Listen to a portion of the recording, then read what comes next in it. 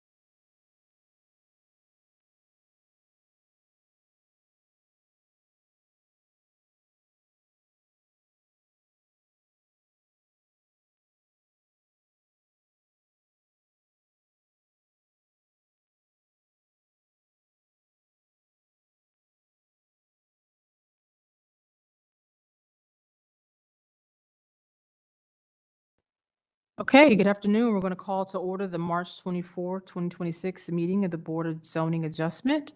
If you have not been here before, I'll go over a little bit of the rules of the road. We hear two types of cases. We hear appeals, then we hear requests for special permits or variances. And we have a printed agenda, and we go by that. When we call your case, you can come up to the front. There's a sign-in sheet here that we can ask that you write your name legibly. The city will go over and give us a summary of the case, and then I'll turn it over to you as the applicant, and you can add anything that you feel like was left off or clarify, and then answer any questions. You have 5 minutes to do that. And then we will hear from concerned neighbors, citizens who got notice and want to speak about the application. We give each person that wants to speak 3 minutes. And so you can come up when I call for that.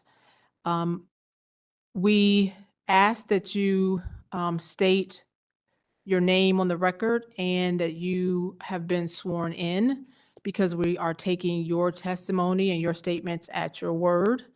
And so to make the process efficient, I will swear you all in as a group. And so that when you come up, you can just say, yes, I've been sworn in, and I don't have to do that individually. So if you know you're going to speak tonight, please stand and raise your right hand. You promise that the testimony you give tonight with the truth and nothing but the truth. Please state I do. Thank you. You have to have a vote of 3 approvals for your request to be granted. We are expecting our 4th member here tonight late. And so if you think that you have a better chance of convincing 3 out of 4 instead of 3 out of 3, when it is time for your case, we will allow you to push it to the end, just as a courtesy, since we don't have everybody here. But we have a quorum. We are allowed to hear the case, but we do want to give you that fairness option. If we have any preliminary matters, let's go through those. Yep, we have 2 preliminary matters. First one is BZA 25-108 for 1055 Bellows Avenue. It's an amendment, very minor amendment. You guys have the previously approved and the updated site plans in front of you. The lot width variance is the only thing changing. Parcel 1, both parcels requested to a lot width of 30 feet. Lot 1 is going to 31 feet, and parcel 2 is going to 29 feet wide. They ran into some issues while finalizing the lot split, so had to revise their plans. Okay, what action do you want us to take on this? It would be revising the board order for allowing a lot width for parcel 2 for 29 feet and lot width for parcel 1 of 31 feet. And so, because they're only affecting, but the parcel 1 is affecting the parcel next to it. So do the owners of the adjacent parcel need to be here, or is it within a variance that it's acceptable? These parcels are currently combined. So I'm asking about the parcel on the paper that we have, what's described as parcel one. The parcel next to that belongs to somebody, I'm assuming somebody else, But they're not Two. being affected. but they would be if it's going to 31. No, because it's taking from parcel 2. Yeah, Okay, I'm sorry. Yeah. it's the lot split of parcel 1 and 2. They ran into issues and they had to just move the line slightly. So I'm basically saying that people on either side of these three parcels are not being changed at all. No, Got it. But isn't it the variances that are changing? Because we don't really approve the lot split. So isn't it the variance that was Yeah, like side you- yard or whatever else? the amendment is to allow a lot width of 29 feet for parcel 2 and for 31 feet for parcel 1 from 30. But I guess what I'm saying is we don't approve lot widths. We just approve the variances that are resulting of the lot width. Yes, we're revising the variance that you guys previously approved. Okay. And the variance is going in a direction where it wouldn't be, I guess, more than what was previously approved. Like it's a less active It was variance. approved for 30 feet width and one of them is going down to 29. But what was the variant, like, let me say it a different way. The lot was 30, meaning that the side yard was 2. Now that it's going to be 29, now the side yard is 1. But that was the variance, is the side yard. So what's the change that? No, their variance was to reduce lot width. Okay, that was it. There's no variance, other variance. There were other variances, but this is the only variance that is changing. Gotcha. Okay. So is that okay? Wish we had a diagram. This isn't on the neighbor's side. Here, you right? have this. You're asking the same thing Mr. Jones was asking.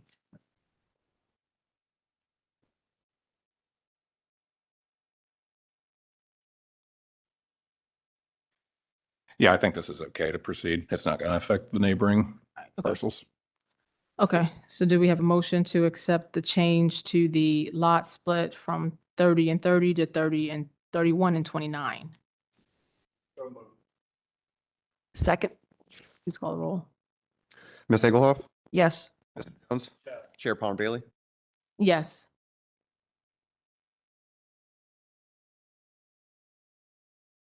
And then the other preliminary matter is BZA 25-148, number 7 on the agenda is requesting table. They thought they had received their certificate of appropriateness from the German Village Commission, but it was the certificate of appropriateness for the design of the project, not for the variances. So they are going back for the COA for the variances. Reinhardt? Yes, Yeah, can the applicant for 267 Reinhardt, are they here? they were told that they didn't need to attend. Okay. Okay, is there anybody here that was going to speak about 267 Reinhardt? Are you? Okay, so it has been requesting that there have been tabling. Do you want to speak for or against the tabling request? Probably not, right? Okay, Come back at the appropriate time. I'll receive notice, I'm guessing. okay. Okay, so do we have a motion So moved. to table? Second, Mr. Jones? Yeah. Ms. Ekelhoff? yes. Chair Palmer Bailey? Yes. Is there a way in the future that they do that, notify me, or they have an obligation to do that, or? I don't think that we know who's planning on coming, so there would be no way to notify you that they're going to table it. Thank you.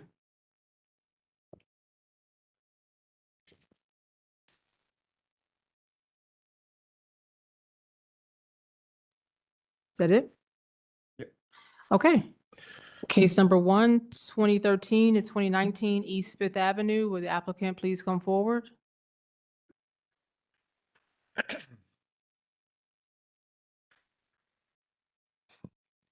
All right. 2013 through 2019 East Fifth Avenue is located at the southeast corner of East Fifth Avenue and Brittenell Avenue. It is zoned north central, or it's in the North Central Area Commission and zoned R4 residential. The site is undeveloped. Surrounding uses are residential to the east, west, and south, with an undeveloped parcel to the north. The applicant proposes to construct 2 3-unit dwellings on separate parcels. Variances are being requested to reduce the lot width on the western parcel from 50 feet to 42 feet, to reduce the lot area on the western parcel from 7,500 square feet to 5,040 square feet, and to reduce the required parking from 12 to 8. With the inclusion of elevations and the recent addition of landscape buffer, planning is supportive of the requested variances. The Division of Traffic Management would be supportive of the proposal on the condition that the alley and alley approach be constructed to the west property line of the development in accordance with standard drawing 2150 and 2151. The Central Area Commission recommended disapproval with a vote of 6-0. And this case was also tabled at the February BZA meeting. Staff is still recommending approval. Staff recommend approval of the requested variances. The proposed 3-unit dwellings are consistent with the surrounding residential development pattern. Additionally, the applicant revised the proposal to increase the on-site parking from 6 spaces to 8 spaces in response to the board's direction. And the resulting parking reduction is consistent with the surrounding parking conditions commonly found in the area and not anticipated to create adverse impacts to the traffic circulation or neighborhood character. We're asking the condition that was suggested from the Division of Traffic Management that the alley and alley approach be constructed to the west property line of the development in accordance with standard drawing 2150 and 2151. Chair. Okay, can you state your name, whether or not you're sworn in? Okay. Do you have anything to add to the application? No, I mean, there's all of the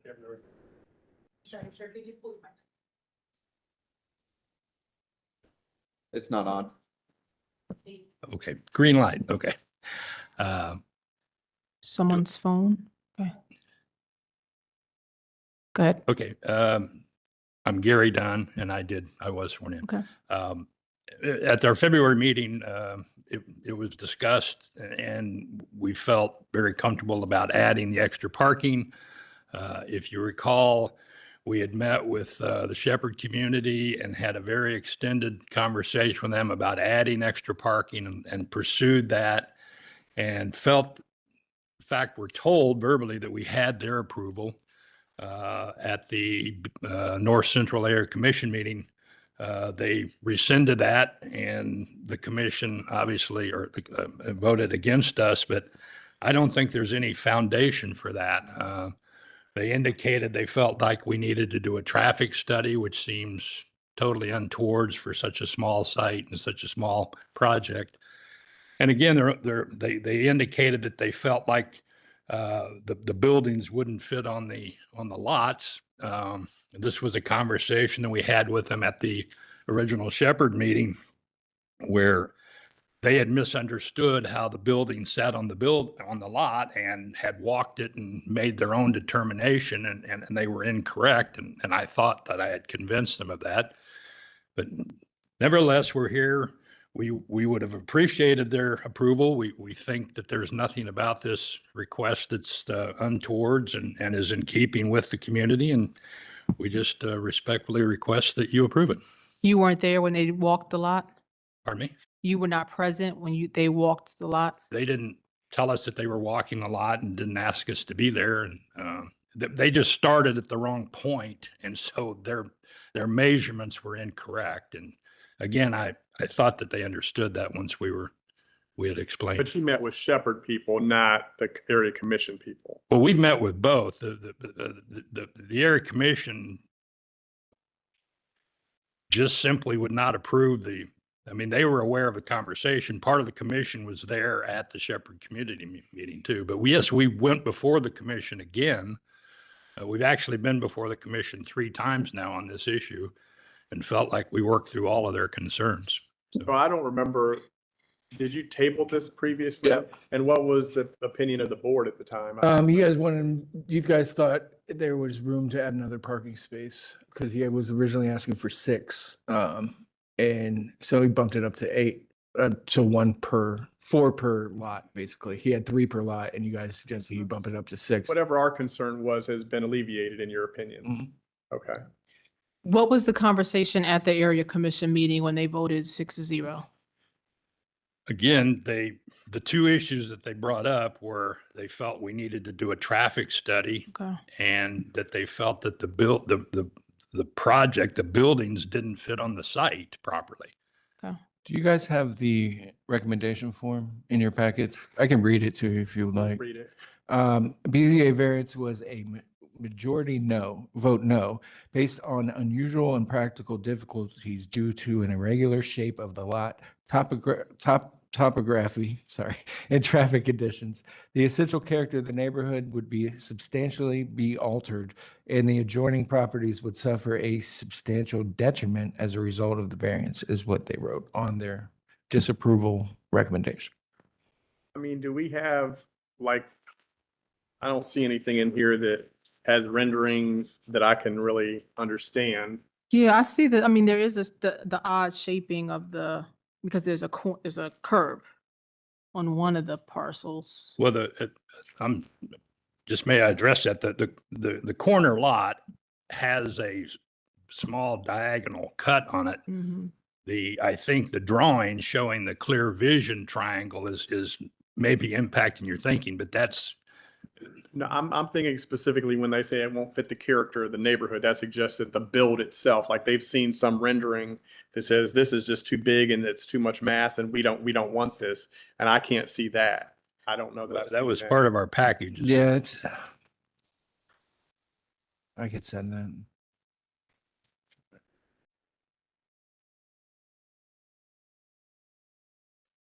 Because this is, I mean, this makes a lot of sense and this helps us to be very granular with how we view this, but based on those comments, I'd like to understand maybe what they were thinking because this doesn't translate to that at all.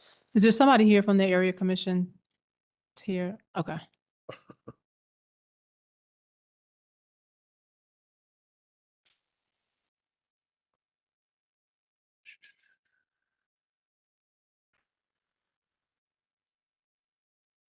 Well, can you tell us the character of the neighborhood where this is going? Well, I mean, the houses to the west, there are a couple of houses to the west. They're, just older homes. Like Nothing. 2-story, 3 stories, what are they? My recollection is they're both 2 stories. The lot adjacent to us is actually vacant, but then there's additional properties. To the east is a brick multifamily project. I think it's a townhouse project, probably 4 units or 6 units, and then there's another building beyond it. To the north of us, across the street, is a vacant property, and to the north and east of us is our other homes. Our home is basically, our project is basically a residential looking building that has a large front porch, and if you looked at it from the street, you would think it's just a single family resident. It does have 2 doors, but the doors are actually perpendicular to the street so that you don't see them when you're in the street. And those doors enter 2 townhouse units, and then on the 3rd floor, under a gabled roof is a 3rd unit, and that's entered from the back of our covered porch on the back. Is this where Fifth and Leonard kind of converge at that? It's beyond that. It's further east of that. But it's your testimony tonight that the appearance fits the character of the neighborhood? I mean, that's not a color rendering. There's a color rendering somewhere in our package, but that's the older one. That's not the most recent drawing. Because this was changed to move that door to the rear. So I know Shepherd would tend to have Cape Cods 2 stories and single stories. That whole roof line looks like that's the addition that is not typical in that area. And again, depending on where it is, in relationship. If it was closer where I was describing on the map, probably not a big deal because that's heading toward commercial and a lot of other things. I can't visualize, but that is different than Shepherd.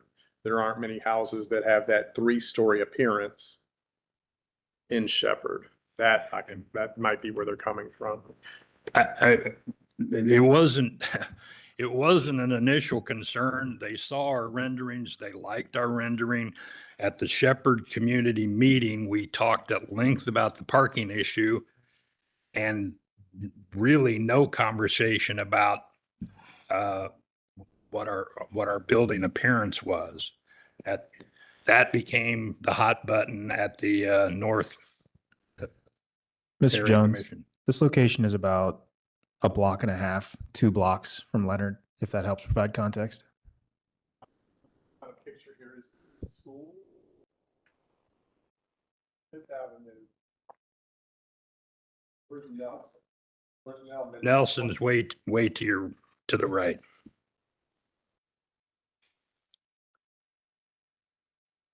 This looks very residential, not kind of the area that I was talking about.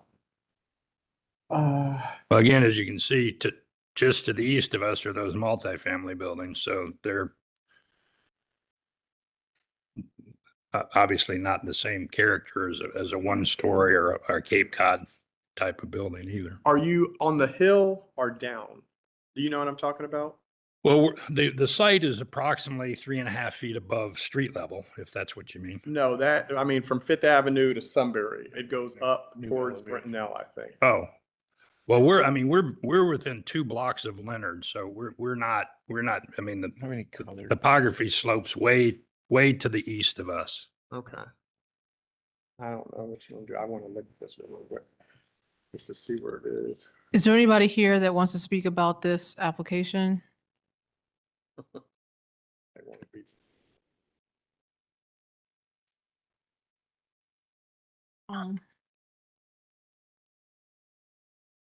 Mr. Jones is looking something up on his phone. We're going to try to pull up the zoning map, if that helps. Is what? We're going to pull up the zoning map, try to provide some neighborhood context. Thank you. See, look here. This is the multi-family he's talking about. To their parcel. Choose. Houses are much smaller. Cape Cod Ranch. This is kind of commercial, so that's Leonard over there that I'm talking about. It wouldn't bother me that much. It bothers me that much. It's a corner. Yeah, I mean, he's not asking for a height variance. But the comments were, it's out of character. And if I'm referring to a 3-story right there versus the 1.5-story or 2-story, but based on where it is, I'm okay with it. It shouldn't, we can hit the Duncan factors. Sorry, Tony, I'm talking without this. Okay, good. Okay, so let's go through the Duncan factors and my colleagues can tell me if they agree with me or not.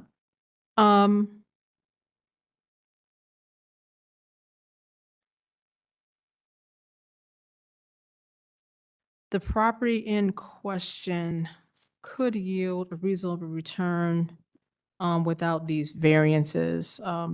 We are attempting to put more usage on the lot that then requires additional parking that they cannot meet. However, I don't think the variances are substantial. The area, lot width, and R4 area district requirements, the adjustments are not substantial. The applicant did go back and create 2 more spaces from when the original application came in, and so I think the 12 to 8 is reasonable. The central character of the neighborhood being substantially altered. I don't see the renderings as being a gross exaggeration of what's there currently. Yeah, maybe the roof line is a little different than what's there, but I don't see this as being a huge building going into the space. I don't think that the variance would adversely affect the delivery of governmental services. The property owner's knowledge of the restrictions has not been addressed. They have no other predicament but to ask for these variances based on the size of the lot. But I think the spirit and intent behind the zoning requirement would be observed and substantial justice done by granting the variances. I do have to ask the applicant, are you in agreement with the condition around the alley and the alley approach? Yes. Okay. Are we ready to call the question with the condition?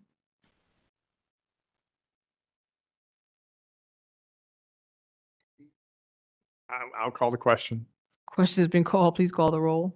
Ms. Egelhoff? I agree with the chair's analysis of the Duncan factors, and I appreciate the applicant's willingness to add the parking spaces, and I vote in favor of the variance. Mr. Jones? I agree with the majority of the assessment of the chair, with the exception of number 3.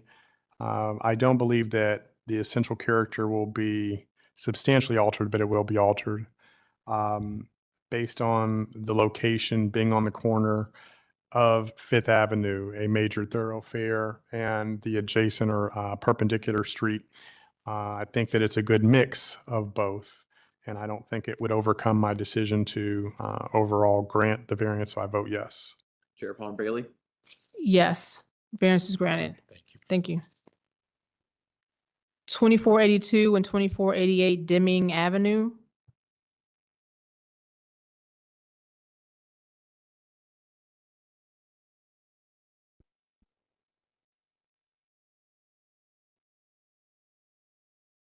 One second.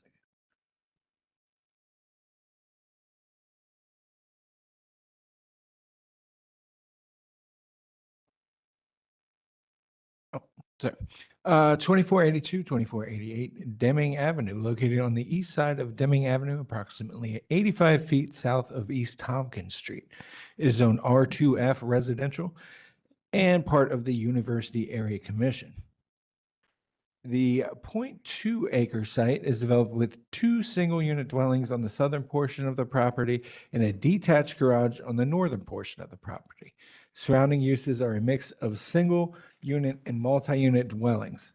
The applicant proposes to split the property into 3 parcels with an existing single-unit dwelling on the southwest parcel, an existing single-unit dwelling on the southeast parcel, and a new 2-unit dwelling on the northern parcel, which also contains the existing detached garage. Variances are being requested to reduce the required width of all 3 parcels from 50 feet to 36.5 feet for the southwest parcel and southeast parcel, and from 50 feet to 32.6 feet for the northern parcel, to reduce the required lot area for all 3 parcels from 6,000 square feet to 2156 square feet for the southwest parcel, to 2406 square feet for the southeast parcel, and from 3,000 square feet per dwelling unit to 2,041 square feet per dwelling unit for the northern parcel, and the southeast parcel to not front on a public street, to reduce the required rear yard from 25% to 12% for the southeast parcel, to reduce the required number of parking spaces from 2 to 0 for the southwest parcel, and from 4 to 2 for the northern parcel, and to increase the maximum lot coverage and floor area ratio for the northern parcel. The Division of Planning had no comment. The Division of Traffic Management requests a condition be added to the board order to better clarify the permitted access configuration of the site. It is requested that the additional condition to the board order be as follows. No driveway shall be permitted to access Deming Avenue. The University Area Commission recommends approval with a vote of 11-1. And this case was also tabled at the February BZA meeting. Staff can recommend approval as the requested variances are limited in scope, consistent with the intent of the zoning code, and represent a reasonable use of the property. The proposal will not result in substantial detriment to adjacent properties or the public good. Additionally, the University Area Commission has issued a certificate of appropriateness for the project. And we're asking the condition that no driveway shall be permitted to access Deming Avenue. Chair. Why was it tabled? I remember. I feel like we felt it was too much. Like these 3 houses on these 2 parcels. But was did you have your condition on there before? About the driveway? Yes, we did before. Yes. Okay, then I'm okay with that. But what have you changed? What did you do? Yeah, can you state your name for the record and whether you were sworn in? Brenda Parker, I have been sworn. Okay. We just wanted to walk through this in a little bit of a simpler fashion because it is, Haven't changed anything. no. Okay. So first and foremost, we want to split the lot side to side back to its original property line. However, where that rear house is situated, it's only a foot off of that original property line. So in order to have windows on that side, we're asking to scooch the lot split over a little bit.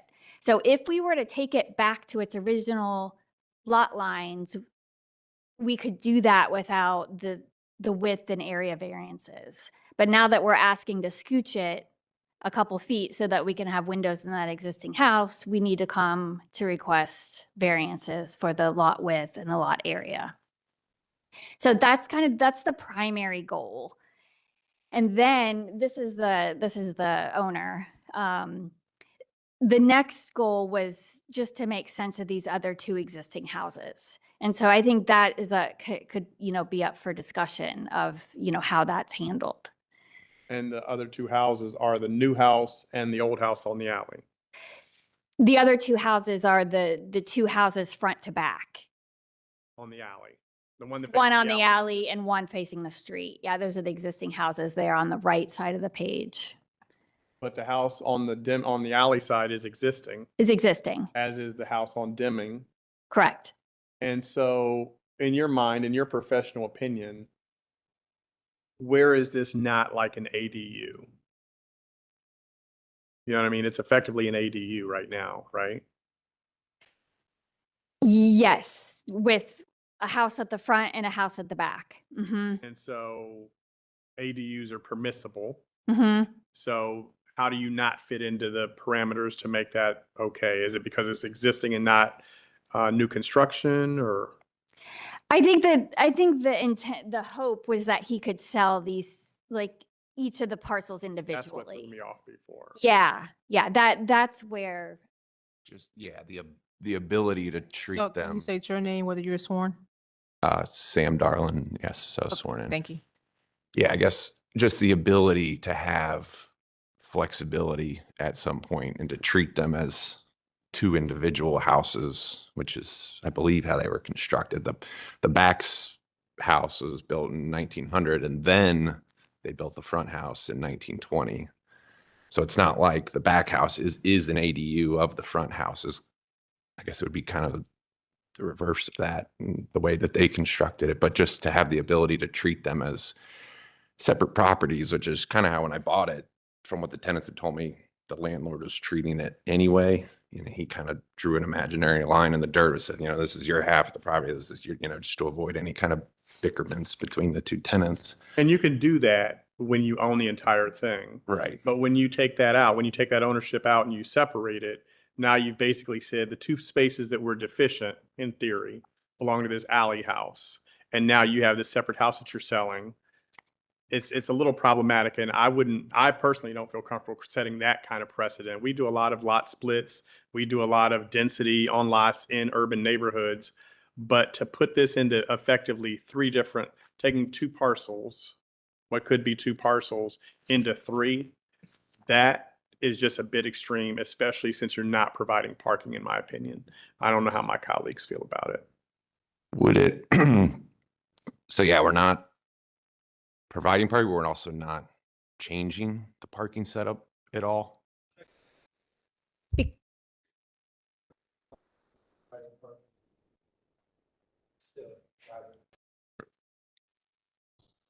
Okay. So even though that's not available to the front house. That's Yeah, just a use. But It I doesn't mean it could be available, right? They could share that Yeah. parking area. But- So I don't know if you want to take the third lot split off the table and just focus on, you know, getting the side by side lot split back to close to its original configuration. That I could live with.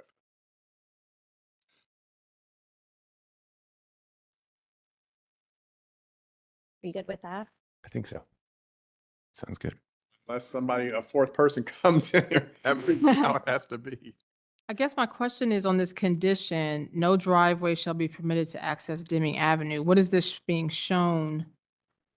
This might be old, but this kind of shows, they originally wanted to provide parking for this. So this is the one that doesn't have parking. Yeah. They wanted to provide parking, but So- they can't access it. So that's, so Trev said no to that. Okay. So do we have an update of what it looks like? Yeah. Okay, just- because this footprint's the same. You're not just moving. Okay, Correct. gotcha. Okay, We were just showing that 2 spots fit there. Not, that's what the note says, that 2 spots would fit here if they would allow the curb cut. gotcha. Okay, so they're saying no curb cut. Okay. So if we're gonna take the split off of the long lot, then how does that change our variance request so that we can vote on this? Does that Wait. take 3312.49 off? I think it takes the fronting off. Oh, definitely takes the fronting off. Or on the side. So we're still gonna have, some of the lot widths and lot areas are gonna change on that the existing house parcel. I'm asking about the calculation for parking. If we don't do 3 parcels, do they still need a variance for parking? Yeah. Yeah. They still have to provide 2 spaces per unit, which without a curb cut to Deming, they would not be able to provide. So 2 for the new one are there from the garage. And And 2 for the other one. 2 for the one that faces the alley. Yeah. Unless we called that back house an ADU. that's what I was thinking. Yeah, then we don't need a parking variance for that. We just need a parking variance for the duplex. Yeah. But you need a parking variance for the other one because you don't have parking, because you're not allowed the She's curb not- cuts. Oh, I see what you mean. Yeah, because if you don't, I mean, you don't have 2 spaces for 2482 Deming. It'd be the back spaces. Oh, the back spaces, gotcha. Yeah, And that Okay. would just be conforming, non-conforming existing, because it's there. well, they only need 2. I'm just saying for that front house, it wouldn't matter anyway because it's an existing. Okay, so non-conforming 331249 goes to just reduce the required number of parking spaces from 2 to 0. Southwest parcel. 332205 goes to just the southwest, because we're only dealing with the southwest parcel variances, right? Am I correct on that, everyone? 3332.14.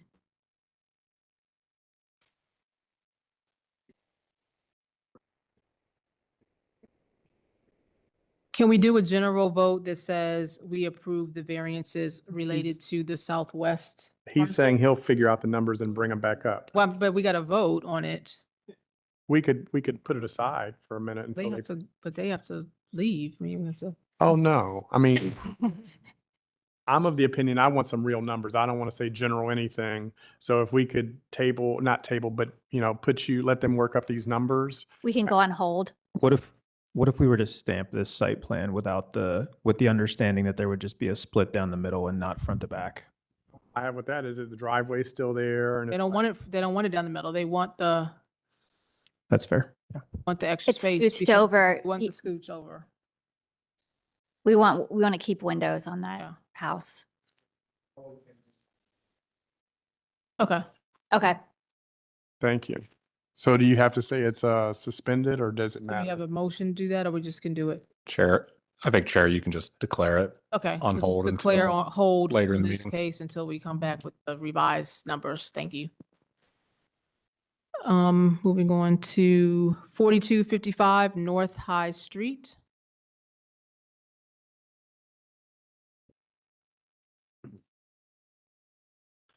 PZA 25-132 for 4255 North High Street. It's located on the west side of North High Street, approximately 148 feet south of West Cook Road.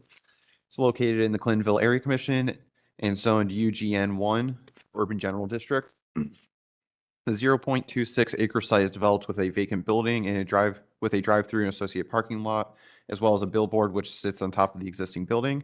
Surrounding uses include mixed-use commercial to the north, east, and south, and single-unit residential to the west. The applicant proposes to construct a 1,531 square foot addition to the front of the existing building for the relocation of a pediatric dentist, and is requesting variances to reduce the first floor ceiling height from 12 feet to 8 feet 10 inches, and to reduce the ground floor facade transparency from 60% to 41%. Staff note the proposal is located within the Title 34 district. Accordingly, to maintain alignment with the policy direction established by City Council to promote walkable and mixed-use development, staff applies a higher level of scrutiny to variances and rezoning requests in these areas in addition to adopted land use plan and design guidelines. Planning notes the applicant's commitment to remove a variance regarding building entries and provide a front door on the east facade facing High Street is consistent with Clintonville Neighborhood Plan Design Guidelines. The Division of Traffic Management has informed the applicant that that the door on the North High Street elevation is not allowed to swing into the public right-of-way. The Clintonville Area Commission recommends approval of this request by a vote of 5-1, and staff recommends approval of the requested variances since the applicant has worked with staff to reduce the number of requested variances and has removed the existing curb cut on North High Street. These changes bring the site in alignment with the goals of the Title 34 district and the Clintonville Neighborhood Plan Design Guidelines. Okay, can you state your names and whether or not you were sworn in? David Hodge, attorney for the applicant, and I have been sworn. Okay. Troy Reynolds, engineer and contractor, and I have been sworn in. Okay. Do you have anything to add to the application? Just briefly, it's interesting. This meeting so far tonight is a rerun of last month's meeting. I was here requesting a reconsideration for this one. This was previously disapproved by the board.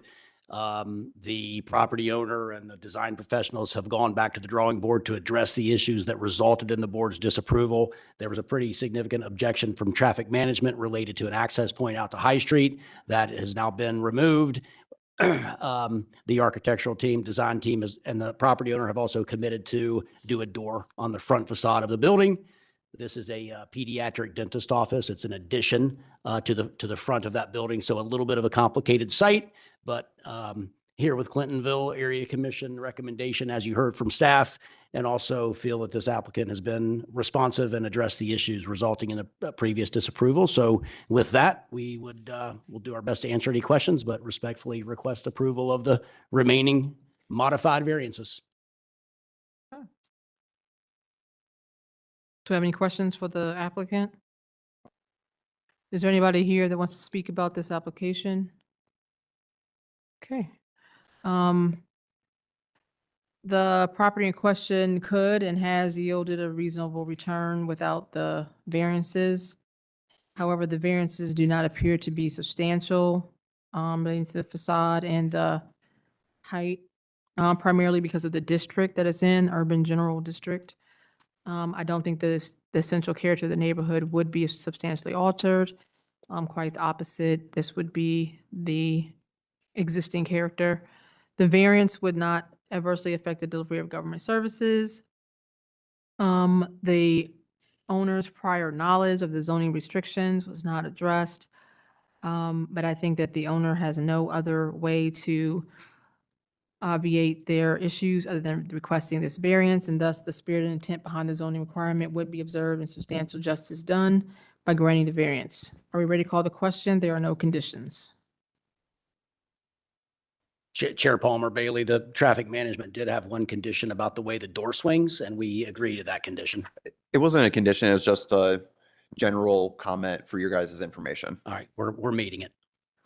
Sorry about that. Yeah, That's all right. it's a code requirement. Okay. Are we ready to call the question with no I'll call the conditions? question with are there conditions? No conditions. I'll call the question. Question's been called. Please call the roll. Mr. Jones? I concur with the chair's assessment and vote yes. Ms. Egelhoff?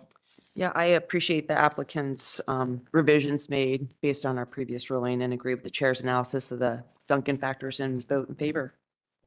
Chair Palmer Bailey? Yes, variance is granted. Thank you. Thank you all. Thank you.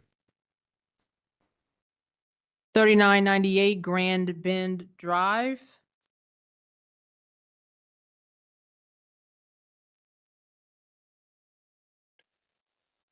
Is the applicant here for 3998 Grand Bend Drive? I see no movement. Let's hold that. 1044 to 1052 Campbell Avenue. Is the applicant here? Chair, do you want to table the previous one or just wait till the end, maybe? Okay. Yeah. At the end, we'll call them all.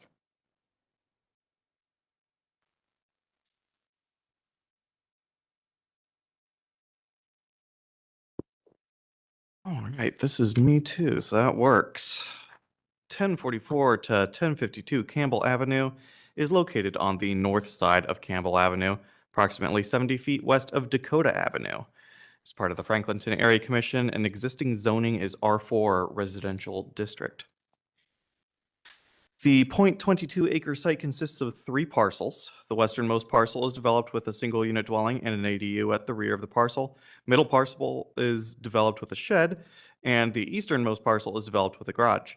Surrounding uses include single unit dwellings to the north, east, and west, and a religious facility to the south. The applicant proposes to combine the middle and eastern parcels and construct a 3-unit dwelling on the resulting combined parcel, parcel number 2, and adjust the eastern property line of the westernmost property, parcel 1, eastward. The applicant is requesting variances to reduce the required number of parking spaces from 2 to 0 for parcel 1 and from 6 to 4 for parcel 2. Reduce the lot width from 50 feet to 38 feet for parcel 1, and parcel 1 and 42 feet for parcel 2. Reduce the required lot area from 5,000 square feet to 4,548 square feet for parcel 1, and from 7,500 square feet to 5,011 square feet for parcel 2. Reduce the building setback from 25 feet to 12.9 feet for parcel 1 and parcel 2. Reduce the required side yard setback from 5 feet to 2 feet for an ADU and to 3.3 feet for a 3-unit dwelling.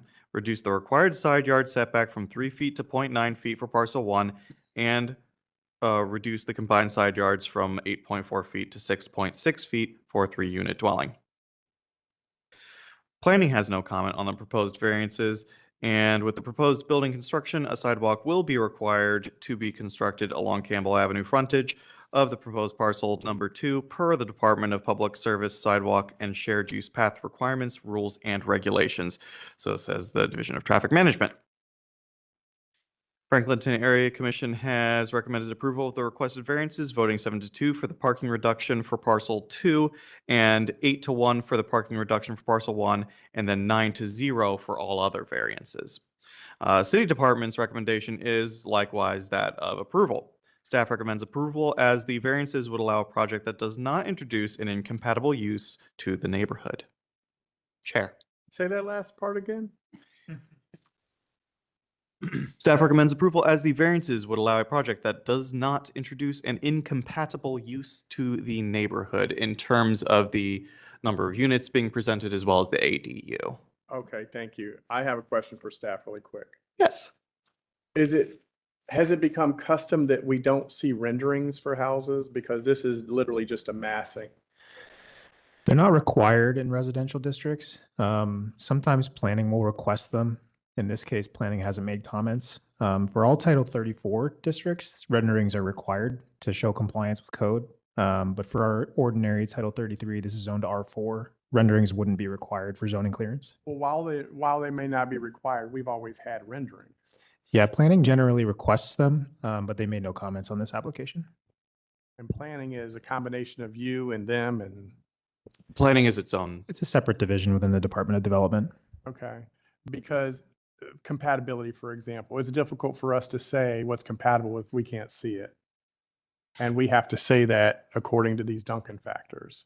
The compatibility statement was based on the number of units in the area, not so much the design. For you, and I understand, thank you for repeating that, but compatibility goes beyond just that. Oh, understandable. And so for me to say that it does not, Character, the yeah, neighborhood. I can't say that if I don't see what it looks like.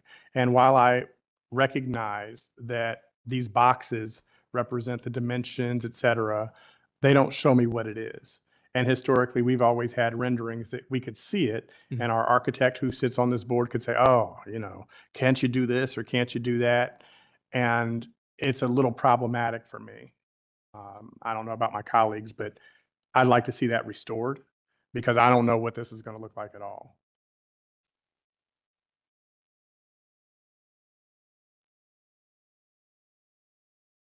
So another question for staff. So what's happening here? I see this drawing here where I see existing under 4 boxes. And then I see a proposed in the middle. But if I'm reading correctly, this is a lot split or a lot join to only have 2 parcels at the end, not 3. Correct. And perhaps the applicant might be able to explain a little better. Okay. But the idea is that we have 3 parcels that are going to be both split and then recombined to result in 2. Okay, but there's I think it's gonna the be, other way around. They're gonna Or be other way around, potentially. Combined and then split to I'll- two. Yeah. okay, so can you state your names and whether or not you're sworn in? Dan Mayer, Development Architects Collaborative, and I am sworn in. And you you signed your name right there? Yep. Okay, and your name? Abdallah El Jaxi, yes, I was sworn in. Okay, so tell me that we have 1 house on 1 parcel and then 2 houses on another parcel? Is that the issue? Yeah, currently you have 2 on the parcel on the left, is that parcel 1? I can't, sorry. Yeah. Yeah, parcel 1. 2 existing buildings. Right now, the property line, as you can see, runs actually through the buildings. Yeah, And then on the other side, you have an existing rear dwelling unit. And then what we're proposing is the one to the front that would actually be on Campbell Avenue. So what's going on is you're taking the 3 that are currently there, which are pretty small lots. Again, correcting the current line that goes through the existing property on parcel 1, and then setting a new parcel line to the right of that, and then the resultant combination of the other 2 smaller lots into that single parcel 2. oh, so the third one on the, that's not yours? No, that's. Oh, as that's is. what's throwing me off. I Correct. thought that Yeah, was yours sorry. too. It- Okay, It did when we first reviewed this with Franklin Area Commission. They kind of got confused with it too. oh, okay, so we don't So even. the have 2 to- on the right are becoming 1. Oh, they're building a new one. Yeah, so parcel 1 and parcel 2 are the only ones we're talking about. I think what Parcel you, 3 should just be Xed out of this, because that's. yeah, not- parcel 3 is not part of this at all. That's existing. Okay. Yeah, so that property line staying as it is, and the one to the west of parcel line 1 is staying where it is. We're just basically, again, it's weird because we're combining what is really almost like, I think it was like a 20-foot wide lot to the east Okay. with those other 2 remaining lots. So you're, so that those back buildings will be garages or what? No, those are ADUs. They're ADUs. okay. Yeah, it's similar to what you guys were talking about earlier. The Okay. city staff had recommended that we approach those as ADUs given the size and the smaller nature. Okay. So question about the parking. You'll have 2 units, 2 parcels. So what are we asking? So the parcel 2 will have a 3-family building, 3-unit building? Correct. So you'll have a total of 4. You'll have 3 in the front building and then 1 in the existing one in the back. So you have a total of 4 units. I guess the way that this reads, it's not specifying on which parcel this parking variance is being requested. It's being requested on both. It's, they're So- going from 2 to 0 on parcel 1 and from 6 to Oh, 4. I'm sorry, I see that. Yeah, so all the parcels on parcel 1, those are either existing or better than what it was. So right now they have no parking on parcel 1. We're not changing that dynamic, but because of the lot line, we have to still request those variances to make sure everything's in alignment. So everything that's part of parcel 1 request is either an existing condition or we've actually made it better by moving the lot line. And it's really parcel number 2 is where you have the new, basically where you're adding that multifamily unit and you start to have side yard setbacks and things like that kick in. But you're asking for forgiveness on 2 parcels and one of which doesn't have the intensity that you're proposing. So that's pretty significant and that's going to be challenging for me to overcome. Mhm. Do you understand what I'm saying? I think I do. I mean, if you want to elaborate more. So you're basically saying on parcel 1, we don't have parking now. It's a non-conforming condition that exists already. We're moving the lot line, so we're really not changing any occupancy or any kind of anything like that. I can maybe get with that. But then you're saying on top of that, we want to go next door and build a 3-unit, effectively a 3-unit, right? And go take parking from what's required at 6 and take it to 4. Correct. you're asking twice. You're asking for parking variances in two different occasions. And the reality of it is parcel one should have parking, but it doesn't, and I can kind of get over that. Yeah. But you're saying, forgive that, but we're going to ask for more on this other part. And that's challenging for me. Okay, yeah, I get what you're, yeah, I guess it's just the hard part for us is it's just whether we do it or not, the condition still exists. and But I that's don't why- understand the combine, what's being combined? So right now you have two smaller lines that you're indicated as the existing. So you have, yeah, that lot, and then you have a middle lot, and then you have a small end lot. Nope, not that one. Yep, right there. Oh, that right there. Yeah, so there's a little, so basically you have two buildings that sit on lot lines right now. I think the one on the left shows it pretty clearly. So the existing in the back sits on the line, and then the existing in the back on the middle one sits on the line. Those are the Correct. two that sit on the line. That's correct. And so you're trying to legitimize the, Both sites basically getting to where they're not Nice. sitting on property lines. okay, Correct. I see what you're doing. So just to put it on the table, my two concerns are that, and the other one is, and maybe you can help me understand, to reduce 32.25A to reduce the required side yard setback. Is that on the in-between parcels, or does that get that specific? So when we say a reduction in the side yard, that can be on either side. And my concern is if they do it on the side that they own, not a big deal. But if that also applies to the side for an adjacent landowner that they are not related to, I'm a little concerned about that. Because I think that part is a little bit more significant because it's 9/10 of a foot. I think the side yard is specifically the extreme is to the left of the existing. Yeah, it's to the existing building and the current property line. So do you guys understand on staff what I'm saying? Should we specify on the east side of the lot, or Yeah, we can certainly add that specificity to the board order. I would like that if my colleagues understand and are okay with that. That's fine. And then the What, can you parking guys, is- can you guys talk a little bit about parking? Are you guys by a coda line or anything to offset this parking restrictions? Campbell Avenue has that gravel in the front of the houses where everyone's usually parking at. It's just not shown on the site plan. That's not code compliant parking. Sure, I just wanted to paint the appreciate that. picture of Yeah. what the situation looks like.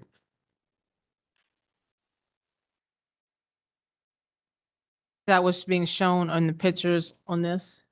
Yeah, if you go back to that one picture. That's going to become your sidewalk, Mm. right? Because that's required to be a sidewalk. So then where are those cars going to park? Is it going to be on Well, street? currently that's on the other property. So the property that we're talking about is actually to the left where there's no parking currently. Right. So- but- So there will be a side lot. Yeah, so I mean, either way, we can't count that as parking. No, I know, but where are they going to park? Well, you could also do just general on-street parking. It's a wide enough street to have on-street parking if you wanted to do that.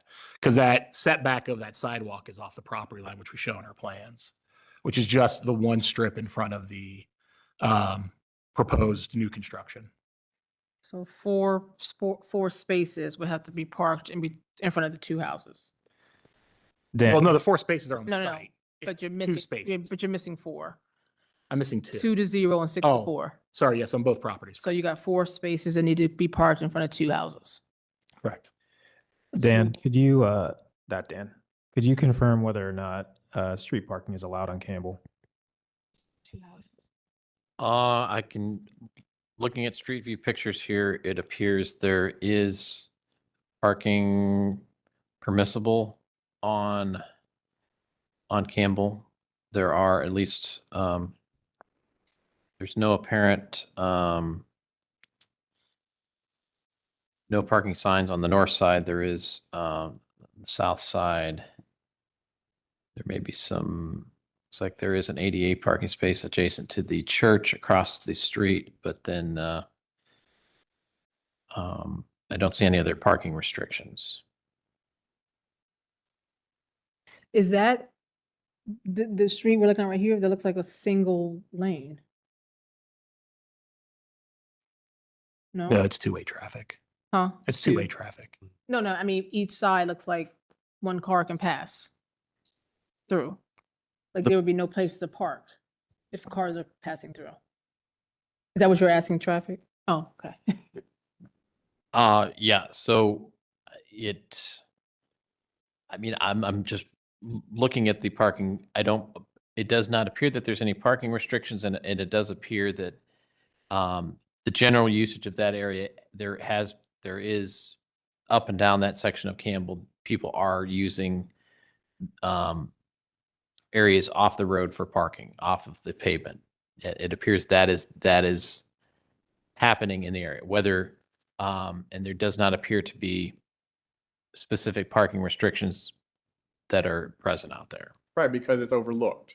And the reality of it is you guys are, somebody's requesting that a sidewalk go in here. There's going to be a sidewalk in front of these two properties, nowhere else.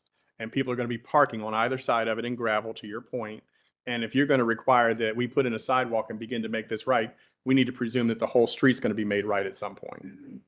Right? And so that means that there won't be any parking in front of your house at all, because there won't be room on the street for both cars to, be two cars to navigate going two different directions. And it's gonna, we have an opportunity here to do this the right way, rather than like rushing over this and letting it go and then, several years from now trying to figure it out. So I think we need to figure this out. And the sidewalk's only required in front of the one site, not both. But It's why, only in yeah, front I of don't the site understand the family. sidewalk requirement. Is this a condition? What is this? It's, So I can speak to this. It is standard requirement for any parcel that's developed. When there's new construction, sidewalk is required along the street frontage. And there is a sidewalk across the street, it looks like. Yes, it does appear on the south side of Campbell. There is, yes, at least along the church property. Yes. So we're putting so there's going to be two houses and we're saying a sidewalk is going to go in front of one. because that would be the one part resulting parcel that actually has new construction. We don't think that looks crazy. It does look crazy. That's my point.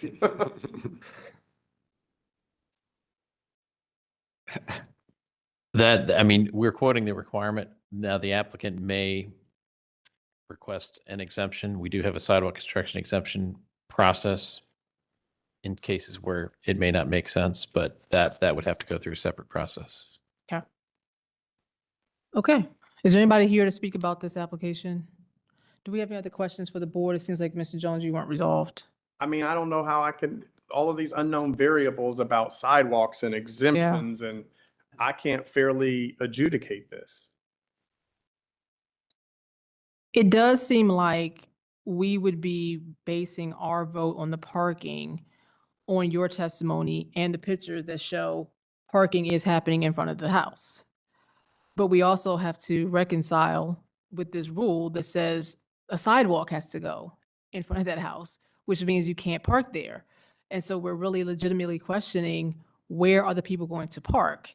And what we've gotten satisfied with applicants who say there's street parking, right? That's a sufficient place so we can say, okay, this road can accept the more dense use because there is going to be places for people to park. But I don't seem to be hearing that in light of the sidewalk requirement, which we can differ on whether we agree with that or not. And we hear from parking that there's an exception process. But as we sit today, we don't have that exception. And we're putting a very dense structure into a place, and we're giving you leeway on the parking that doesn't seem to be available anywhere else. Right. Do you see our quandary? No, I understand. Again, we agree. We don't quite understand the sidewalk was at the end was an ad to throw that onto the plan, Gotcha. which kind of threw us into a little bit. What does it connect to? Right. Like you're just going to So- walk on the sidewalk and then just fall off a cliff? Well, and actually, I think we have to destroy a tree to put in the sidewalk, which is kind of like one of Yeah. those things that so I guess, I mean, there's two things we can do. We could either go through the right of way exemption, the right of way or the sidewalk exemption process, come back and see if we can get that removed. I mean, I don't know where else we would be able to kind of, that sounds like that would be the holdup for you guys. Well, it's the parking. But that's what I mean. But Yeah. if the sidewalk's not there, it's like argumentatively to your point, you Yeah. park two cars in front of there and all of a sudden it's not a big deal, Right. which you could do in front of the existing house. where you're I mean, asking but 0 to technically we 2. can't really call that parking. Can't do it there legally. Right. Yeah. So that's what I'm saying. You got two areas. If you just came for one, it'd be one thing, but now you got two Right. that you're trying to reconcile, and it's just challenging. I don't have enough information to even vote. I just don't. I don't know if I can. So I want to do the right thing at the end of the day. I am the owner, so I will take your advice. But the way I was envisioning this was the rear yard, the rear ADU is it's a one bedroom, and then the three dwelling that I'm proposing is going to be three one bedrooms, each about 420 square foot. So I assumed that each dwelling unit would have one car, and so on that parcel two, showing 4 parking spots, I thought that was the right thing to do, even though I am requesting a variance going down from 6 to 4. And then again, it's not acceptable with code, but the street parking on Campbell is commonly used. I don't know what the future of that is going to be as far as sidewalks, but with the new sidewalk proposed, it's only proposed on parcel two. So we would still have that existing parking usage on parcel one as well. I know that's probably not the right thing to say, but it is what we're seeing now. That's how it works today. Yeah, it's how it works today. Yeah. I don't think you've done anything wrong, but now we have to look at the future. Mhm. I do anyway, and that's how I view things. So I see several other vacant lots here who will be coming in here to do the same thing that you're doing. And so now what do we have? Now we have an over congested street that can't even handle parking once we put in sidewalks. So I just can't make a short-sighted decision. I have to look at that. So if you're saying you want a table and look for the exemption, I might feel different. I can't even say, because if you didn't have parking, if you didn't have, let's say you got the exemption, you're still parking there illegally. Right? And so that's like us justifying the illegal parking. Sure. Those 2 lots to the left that are shown vacant currently have single families that are being built as we speak. I believe I have looked at the site plans online, and they don't show any new sidewalks up front. Well, based on, and not to, I'm not throwing you under the bus, but based on new construction in Columbus, you have to, unless you have the exemption. So, I hear you. Maybe they're providing parking and it doesn't, that's a moot issue. You know what I mean? I don't want to get too far down that rabbit hole. They are, and they are. They do have, I believe, a 1-car garage in the rear for each. Yeah, so. so I have a question, Dane. So the applicant is stating that it's the dwelling, the house is 3 one-bedrooms. And that wouldn't be sufficient for us to say that would really be a one-car necessity. You're saying the square footage is requiring something different? It's 2 per dwelling unit. So Yeah. regardless of how many bedrooms, it's a dwelling unit, so you have 2. Code currently requires 2 spaces per unit. Even though However, it's a staff one-bedroom. historically have supported variances to something like this to allow for 1 space per unit. So, I mean, 1, that 2, 3, little 4. nugget that you just added kind of, Yeah, they're not Change big. the They're not 2 game and 3 for me. bedroom or townhomes. or And anything. the yeah. proof of but you're concept that I saying have, only it's 3 one-bedroom units. And then the ADU is 1, then you're really not, you're only needing, technically only needing 4 spaces. Right. In reality, although the code says you need 6. How big Correct. is the ADU? the ADU is 400 square foot, and it's currently rented out to a couple with a kid, and they have 1 car. But it's a 1-bedroom. It's a 1-bedroom, correct? And so 4 bedrooms total. Correct. 4 bedrooms, correct? Yeah, I could be okay with that. Yeah. But somebody needs to figure this out. Like this other stuff, we need to Yeah, figure with the that out. sidewalk. That's a planning thing, I would think. Yeah, originally we only had 3, and that was one of the reasons when we talked to staff was to move it to 4 because at least we were covering the Covering the bedrooms at a bare bedrooms. minimum. Okay. Because even at 420, it's not like you're having a house party at 425 square feet when you have 100 square foot bedroom. And then you add in kitchens and bathrooms, all of a sudden you have very little living area. Okay. Got it. Yeah. Okay. Thank you. Are we, I don't want to take us through if we're not, Yeah, I'm good with the okay, 4 and Okay. the other ones are pre-existing. okay. And then that condition about the east side of parcel 1. Correct. Yeah. I have written into that to specify which side for each building. Okay. Are we ready to call the questions? I'll call the No question conditions. With the area conditions. Oh, the east side, okay. Okay, the property in question, could it yield a reasonable return?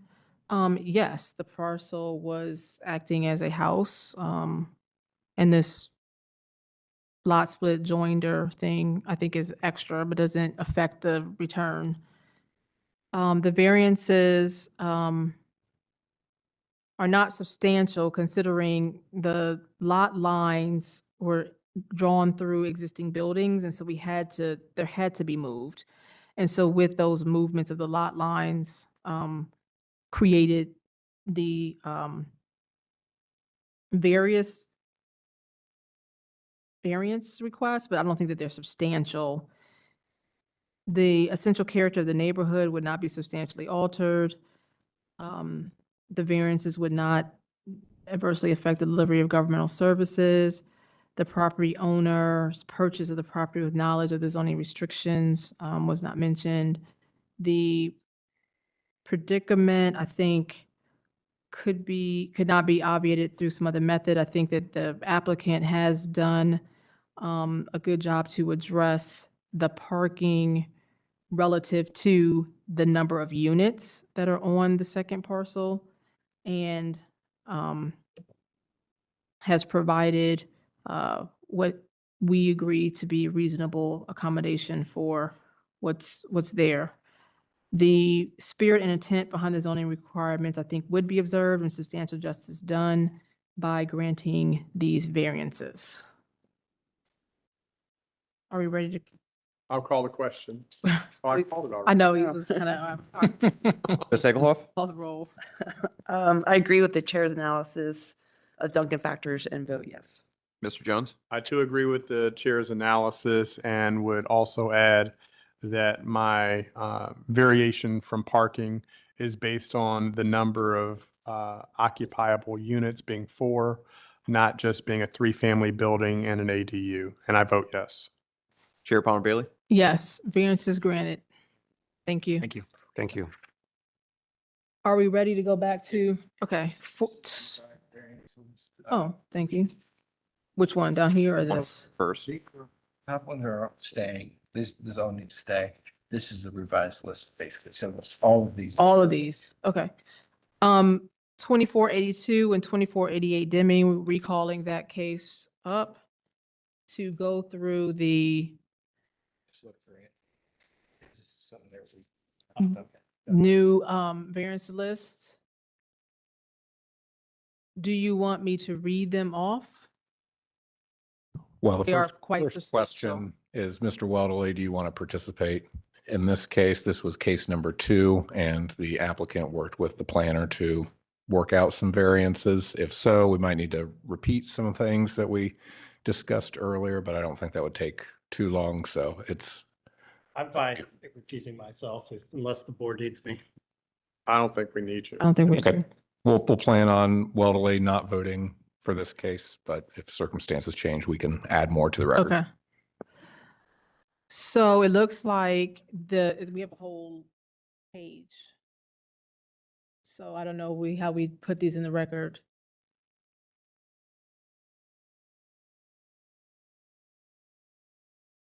I think you'd read them.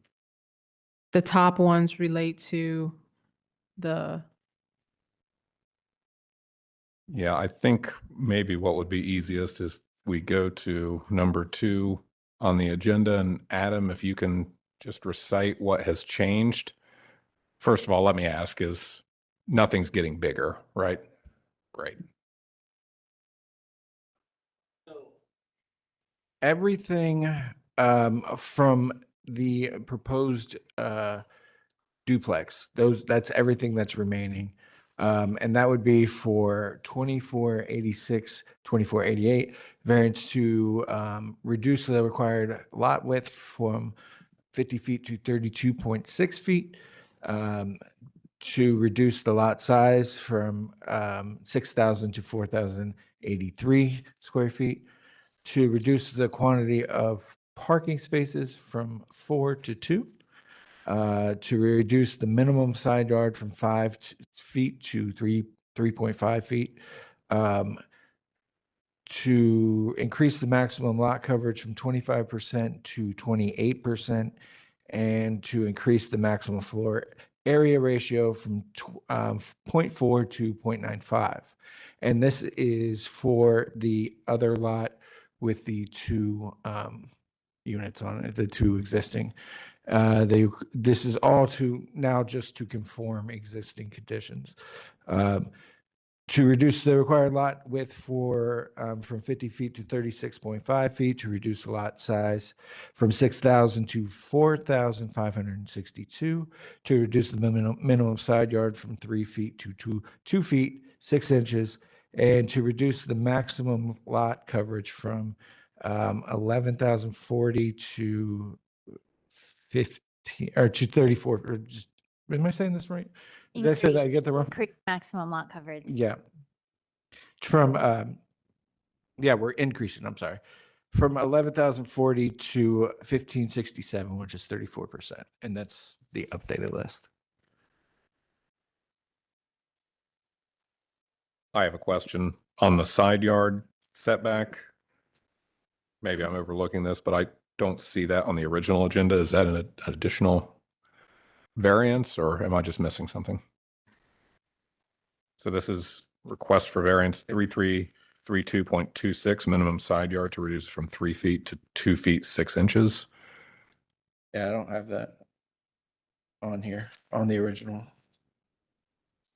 So to the applicant, is that an additional variance? That's, It would be additional. It's an existing condition. We're not changing it. The lot split doesn't change it. It's on the side against the neighbor that's not affected. But it was on our list. I think- It's just bringing it into compliance. understood, but I think it was not among the original list of variances that went out to the noticed adjacent owners, is where I'm getting at. Oh. So even though it's an existing condition Well, conforming. Since to it's use. existing, we could take it off the list and just let it ride. Yeah. And take the risk from a code compliance. Yeah, but I thought we standpoint. had to do, if it's new construction, which it is. It changes it. No, this is for the existing house. Oh, that's the for existing house, front which you're not house. changing. Gotcha. So we just let it be. Top is the proposed, the bottom is the existing Yeah. house. Okay. Okay, so we. So why do wouldn't we be- need to vote on any of the? Well, we are changing the lot area, right? Because we're splitting it from its Oh. original So configuration. then it's We not, can't- so then we it's can't not skip. existing. We can skip the side yard because that doesn't affect. It's on the side we're not splitting. If you look at let me get to the map. It's south side? this one. Like it's not. This one? Yes, it doesn't affect. It's not affected by by where we're splitting the lot. Right, but what's the code say? If the code calls for, if the current code calls for it, then we'd have to add it, even if it was non-conforming before. Okay. Do the lot split, then now we have to bring it into compliance. Yeah, I think that's right. That's what the board has done in past practices, even if it's an existing condition.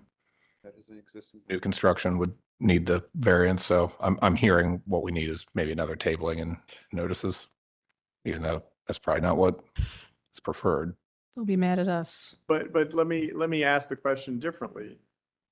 So you didn't come with the condition before or the variance before because it was existing and you didn't see any change, but it was always a change when we did the lot split. No, she said it was on their list. It was on your list. It's on my list. Yeah, I didn't review the. Oh, so we never sent out the notice. I'm sorry, I'm catching up now. I got it. Can we vote these without that so that they can get started on? Yeah. I mean, can we? I'm okay with that. We can vote it without that, and they could potentially come and amend it with. Can't hear you ask. We can vote it without that, yes, without the side yard. And worst case scenario, you come back. So we and make that a get- condition? That you have to come back and ask for the other variance? Yeah, I think. Just so we're not holding up your project. Is that okay? It'd be regardless, we'd come back and ask for that, but this would just grant us the ability to start obtaining permits and stuff. Right. Yeah. Yeah, that would be great to Okay. have some conditional approval. So ours Okay. is full approval without that. Okay. But code compliant, or, to get, what do they call it? To start to get permits, they may catch it and say, oh, you need to get this, and then you could still come back, but you've gotten overall the project approved from our part. You just have to come back and technically get that approved, which we would do because we're willing to do it here, but we can't because the community wasn't notified about it. Right. Is there an avenue where we get full approval for, I guess probably not just the new, We the only new do what we duplex do. build side? I'll talk to you about this after. Yeah, we only do. I got Okay. Okay. Thank you. Okay, was nobody here to talk about this application, right? Okay. Hopefully. What? So let me go through the factors here. The property in question could yield a reasonable return without these variances. However, the variances are not substantial when you look at the split of the lots to accommodate the existing houses that are there. The central character of the neighborhood would not be substantially altered and no substantial detriment to the adjoining properties. The variance would not adversely affect the delivery of government services. The property owner's knowledge of the zoning restriction was not addressed. The property's predicament could not be obviated through another method other than these variances. And I think the spirit and intent behind the zoning requirement would be observed and substantial justice done by granting the variance. Are we ready to call the question? I'll call the question. Question's been called. Please call the roll. Mr. Jones? Yes, I agree with the chair's assessment. Sorry. I cut you off. Ms. Egelhoff? I agree with the chair's assessment and vote yes. Chair Palmer Bailey? Yes, variance granted. Thank you. Thank you. 4923 Sawmill Road. 6.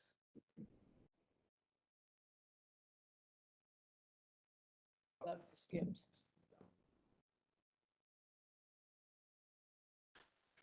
BZA 25-147 for 4923 Sawmill Road. It's located on the west side of Sawmill Road, approximately 110 feet north of Crown Ridge Boulevard. It's located in the Northwest Civic Association. It's zoned R rural. The 0.46 acre site is developed with a single unit residential residence. Surrounding uses are single unit residential with multi-unit residential further to the southwest and mixed use further to the south. The applicant proposes to construct a 600 square foot addition to the existing detached garage and is requesting a variance to increase the maximum allowable size of a garage from 450 square feet to 970 square feet. Planning has no comments on the requested variance. The Division of Traffic Management informed the applicant that a right-of-way dedication of 80 feet from the center line of Sawmill Road will be required, but after further review, the requested dedication was waived. The Northwest Civic Association recommends approval of the request by a vote of 5-0. The staff recommends approval of the requested variance because it will allow the property owner to store equipment out of the view of the public and neighboring properties. Furthermore, the addition will be to the back of the garage and will not be visible from the right-of-way.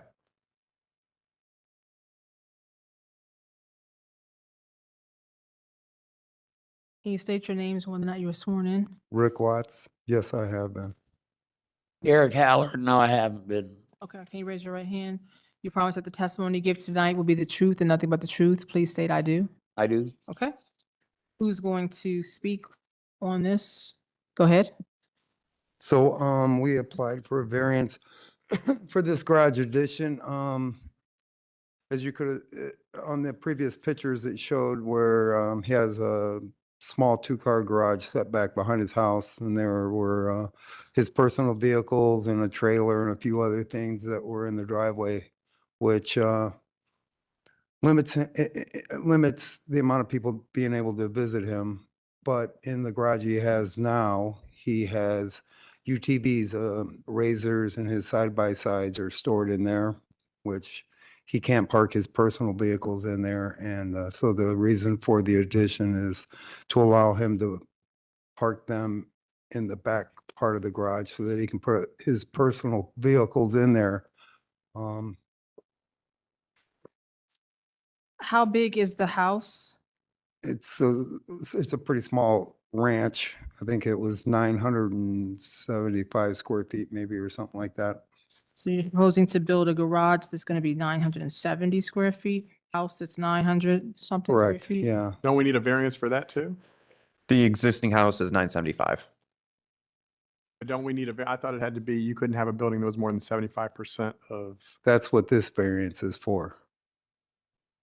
is because the garage is more. No, I know that, but that's just a bigger garage. I'm talking about in relation to your house. It used to be not just, that's the size of a standard garage for right there. And that would be for everybody that would be building a larger capacity garage, right? So I think what you're citing is the garage area is determined by uh, either is either a straight square footage or 1/3 of the minimum net area of the living quarters. Oh, So so that's they- how we got the 450 or 450, which is allowed for their garage space. Got it. And typically, if a garage is larger than the residence, we would disapprove it because we don't want to see garages that dwarf the house. This falls just under that. So it's like two variances built into one almost for our purposes. And it's okay with me. I'm just trying to The make sure code that we don't section, miss anything. for garages, to determine size, it's two values. It's one or the other. Yeah. Okay, thank you. And can we show a map of where this is? It says rural district. Are we, Rural district? that's what it says. Depends how you look at it.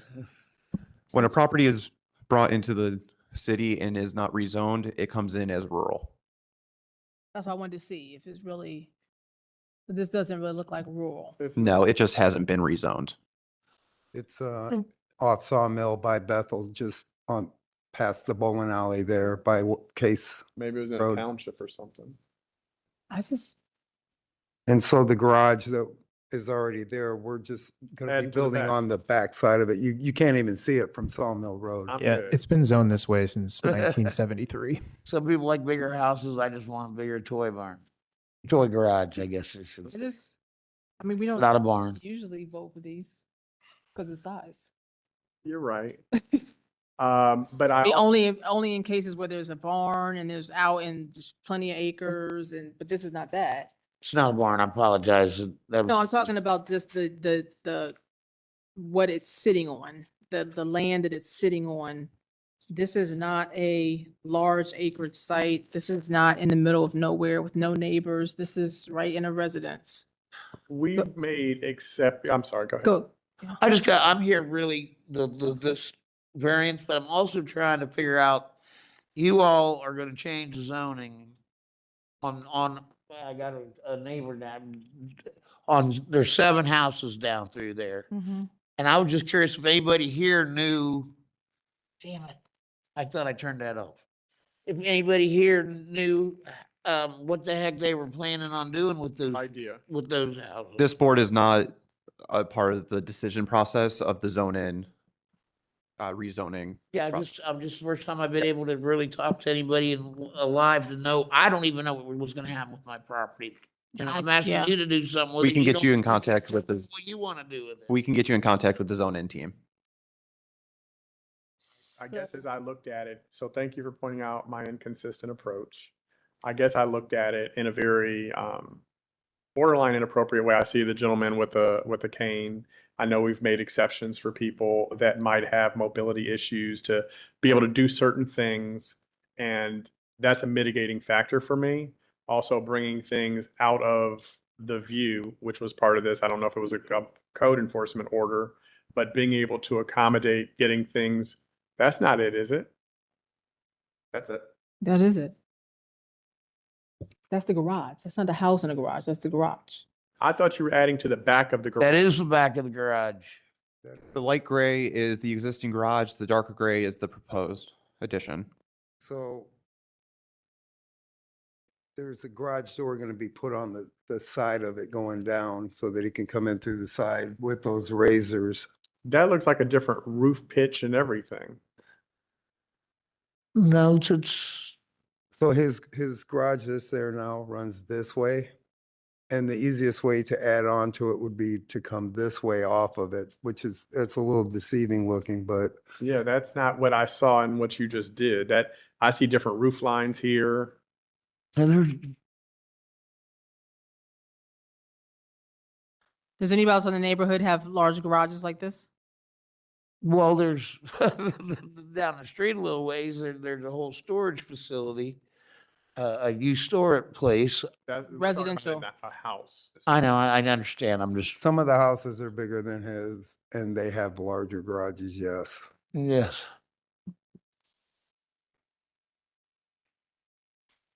But the width of the I just think it's addition, too substantial. I mean, it's more than double. so the width of the garage stays the same, it just goes I bet, farther well, back. I'll let somebody else go through the factors if they want to propose something different. So again, what I'm looking at here in this top picture is a 2-car garage door. That's a new one. The part to the right is what we're proposing to build. Can you please use your microphone? The top drawing, if you look to the left of the top drawing, Sawmill Road's out that way. So to go into my existing garage, you come from left to right on the very top. Okay, and then to get into the other garage, you go around and come in from the side on the new garage. Is the width the same as Yes. the garage? Yes, it's all, yes. The width is gonna continue straight back. I'm gonna blend in the block, So that means or there's more he's gonna blend pavement. in the block. This new addition is literally the same width and 2 foot longer than what the original is now. But you're gonna need more pavement. You're gonna need 6 feet of pavement to drive and maneuver back there. Yes, There's a lot coverage area. but if you look at how big his lot is, it more than. I've got plenty of green space on my lot. He's got actually a really large lot. And you guys, staff recommends approval? I think because of the sawmill view, constructed or changed at all. Yeah, but Eleanor brings up a great point. We set precedent when we make these No, I do decisions. understand, yeah. I do So understand. I will just add for the board's consideration, I don't think we have any evidence that this was presented as a reasonable accommodation request, but that is often a valid reason for granting a variance. I don't think it was, again, presented as a reasonable accommodation Thank you. request, but you can take that into consideration as well. Thank you. And so his razors, he's storing them in the garage. Razor is a side-by-side, a utility vehicle Oh, okay. that you ride in. He's storing them in his garage that he has now because they're easy to steal. And so he's parking his vehicles outside. And the reason for the addition is for him to be able to have them secure in the back so that he can park his personal vehicle in there. And then when he gets in and out of his vehicle, he's not in the weather. They're not out in the driveway. Understood. Thank you. Yeah. Is there anybody here that wants to speak about this application? Okay, can you come forward, please? Can you wait till you get up here to get you on the record? Can somebody give him a seat, please? Sure. Absolutely. I'm sorry, I don't know. Can you state your name and whether or not you were sworn in? Mark Friedemeyer, yes. Okay, go ahead with your testimony. More or less, my concern is similar. I was mentioned briefly about this multimodal thoroughfare plan, which out from under us somehow has 160-foot right of way going down Sawmill Road, or will have. So I don't know. I found it in the I think it's in Linkus. I think it's a little different than zoning. I think it's part of the Linkus plan. So I just, along with him, just concerned for future. We'd like to, at minimum, have somebody that we can at least talk to and figure out what's going on I here. know what everything is doing because Hold on, sir. Hold on. This line would go through the middle of my house. Yeah, so I'm sorry. I don't have any information to give you on that. I think you can But call. yeah, this- They are, Somebody give some context on Linkus, that's more. I think you- so the confusion is there was the right of way request with this as this went through staff review. That got confused when they were at the area commission with who also during that same night had a zoning presentation. That got confused between the thoroughfare plan and zoning. And so there's been a lot of confusion about this.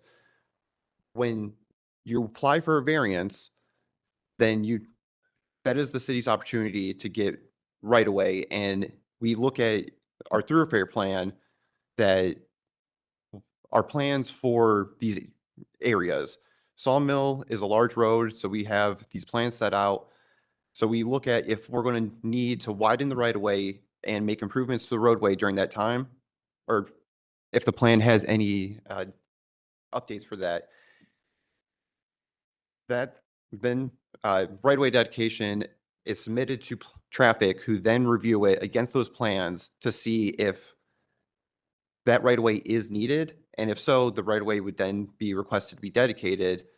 Traffic took a look at this and saw no need for that dedication, so it was waived. Okay. What about that northwest corridor thing that's supposed to be coming up through there? Yeah, I think we still need to talk to, So we're getting. I'm sorry, I don't mean Yeah, to yeah. This isn't the right, All talk at the same time. Sorry. So this I'll, isn't the right place to receive those answers. We can put you in contact with the right people. Yeah, that's all I'm asking for. okay. And what the zoning might be that they're gonna rezone. I mean, that depends whether I do what I want to do or So not. this is not the form for that. This is just a form for the request for the Okay. variance. Yeah, and I I get it. and I have no objection to it. I understand what he's trying to do. Okay, that's what I was gonna ask I'm you. 3 lots down, and actually because of fences, I won't even be able to see it, I don't think. Okay, Even if the fences weren't there, it'd still be questionable. okay. Thank you. Thank you. Thanks. Anyone else to speak about this application? I have Do a we- couple questions real Okay, go quick. ahead. Was there any consideration of doing a smaller addition for your garage? If you We could store your cars in an existing garage and then just put a smaller one, so you're not building a garage that's as big as the house? Yeah, so initially he wanted actually a bigger garage than what we're submitting. He wanted a 2.5 car garage, and then so because of the codes as far as 420 for a standard 2 car or 1/3 of your property size or whatever, we actually dialed it down to where it's smaller than the house. And from the road, you see the house sideways, in the road, you see the garage is this way.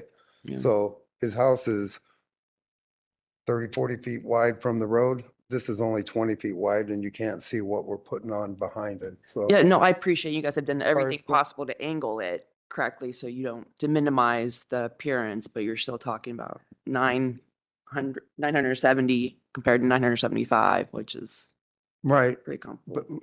and again, like all the additional square footage is behind the garage, so whether I built it as a 10-foot addition or a 20-foot or a 30-foot, you're never gonna see it from. For site, correct. I'm just talking about the Oh, area. We're kind of discussing it among ourselves or out loud, but to help you understand, this is not about what you're doing, because somebody Yeah. else may say, we want it and we want to go horizontally or vertically, or, so it is visible.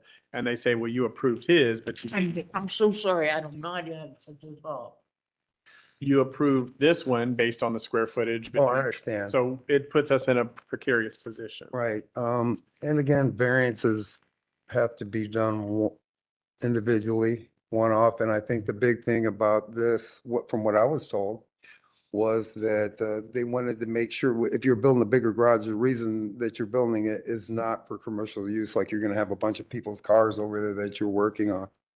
And that this is gonna be solely for residential, which this is in this instance, so. And again, you might have gotten great guidance from staff. We look at things similar, but not necessarily the same. Okay. And when we make a decision, it follows the property. So if he sells it next week, now we got somebody in there and it's a garage, commercial garage, you know what I mean? Because the capacity's there. I'm not saying it would happen, but it could happen, and we have to be mindful of that. Lived there for 41 years. Understood, sir. Understood. I plan on dying there. You want to go through the Duncan factors? You want me to do it? Yeah, because I'm a no. I'm a no too. Oh, Yeah, I've changed. who's anybody to know? Oh, we're all no's? Okay. Yes, but it's not gonna be. Yeah. Okay.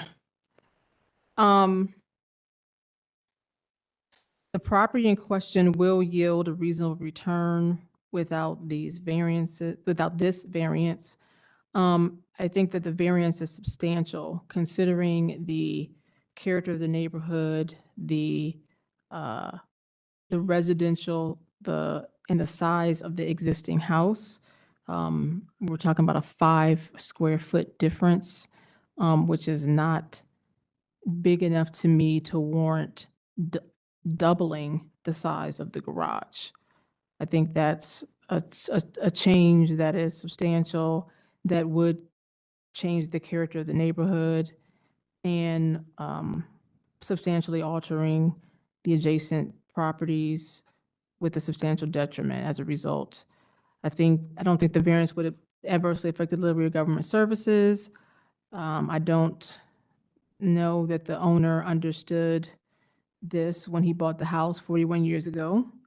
The property owner's predicament, to build this size garage, they would only be able to do so with a variance. But I think the spirit and intent behind the zoning requirement would lead to us denying this variance at this time. Are we ready to call the question? Call the question. Question's been called. Please call the roll. Mr. Weldley? I disagree with the chair's assessment of the Duncan factors. I do believe that the garage in its facial expression or on its face, facing Sawmill, not having any disruption from there and building back would maintain the character of the neighborhood. And thus I vote for this variance based off of that key Duncan factor. Ms. Egelhoff? I agree with the chair's analysis, the Duncan factors, and vote no. Mr. Jones? I too agree with the chair's analysis and vote no. Chair Palmer Bailey? I vote no. Variance is not granted. 3542 Lindstrom Drive.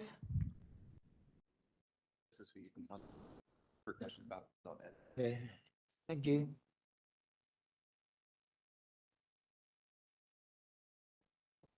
Sorry, I move slow.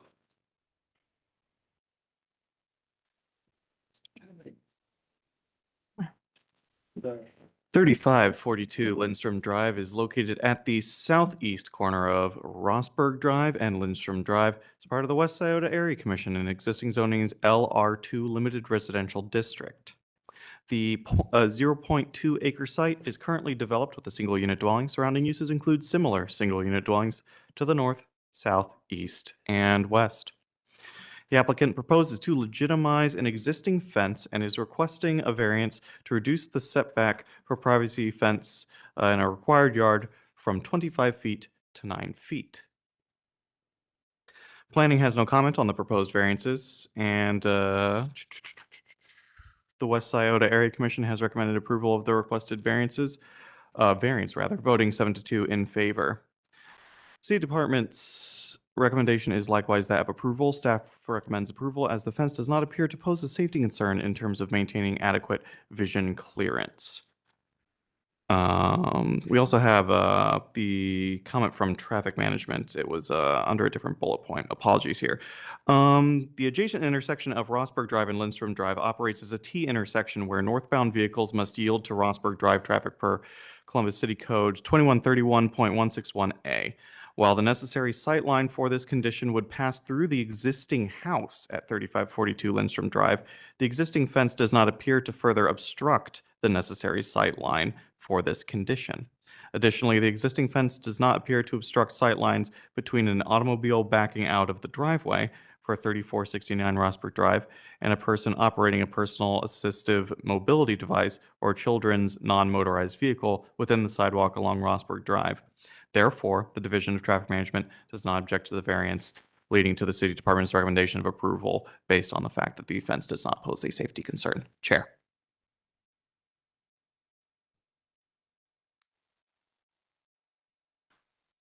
So the issue was, there's no problem with the height of the fence or the opacity of the fence? Apologies? There's no issue with the height of the fence nor the opacity of the fence? Correct. The fence is opaque, but it is it's 6 feet or less, so Okay. we wouldn't consider it a structure. Okay. Do you mean in terms of needing another variance? No. I just was making sure I was capturing my thought process correctly. Okay.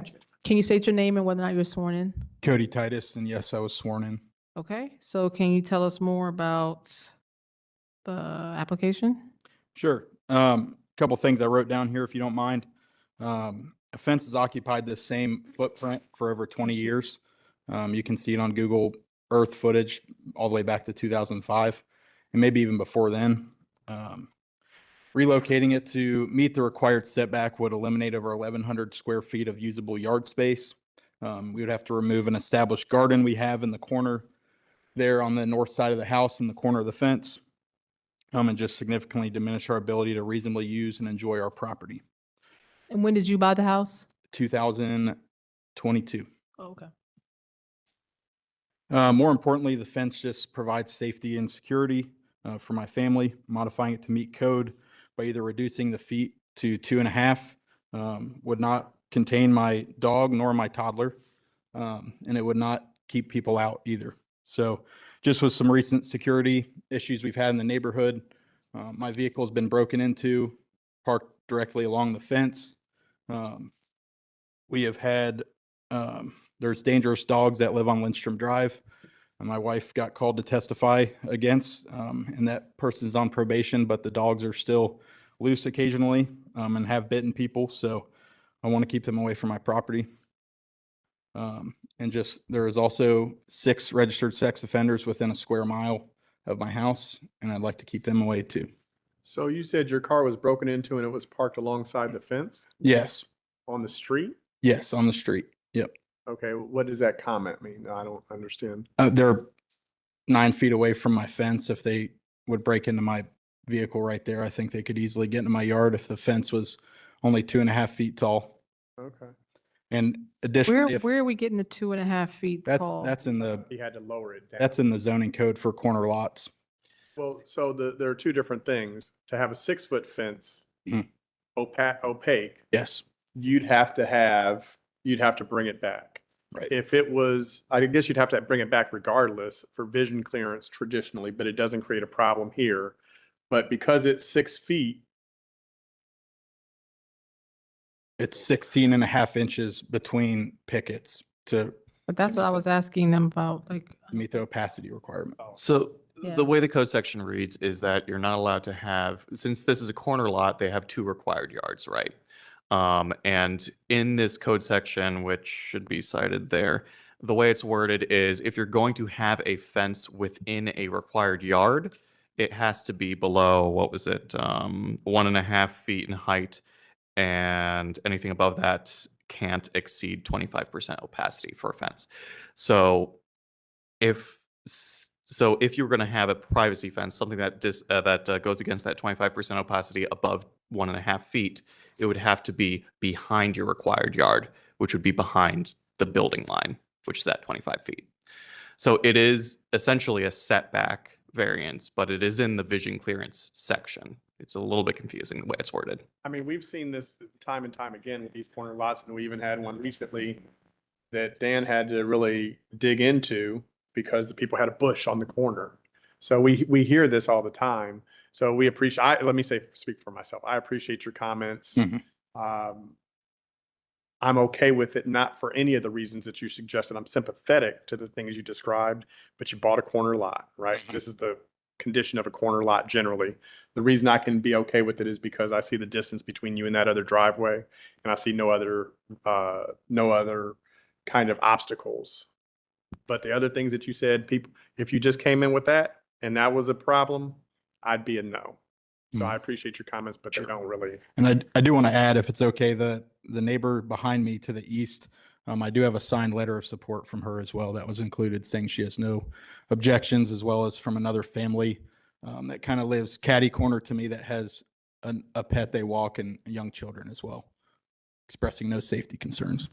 We have received 2 letters of support. I'm going to be having those okay, thank you. circulating now. Is there anyone here that wants to speak about this application? I think I tend to agree with Mr. Jones. I'm persuaded by traffic who indicates that there is not a safety issue.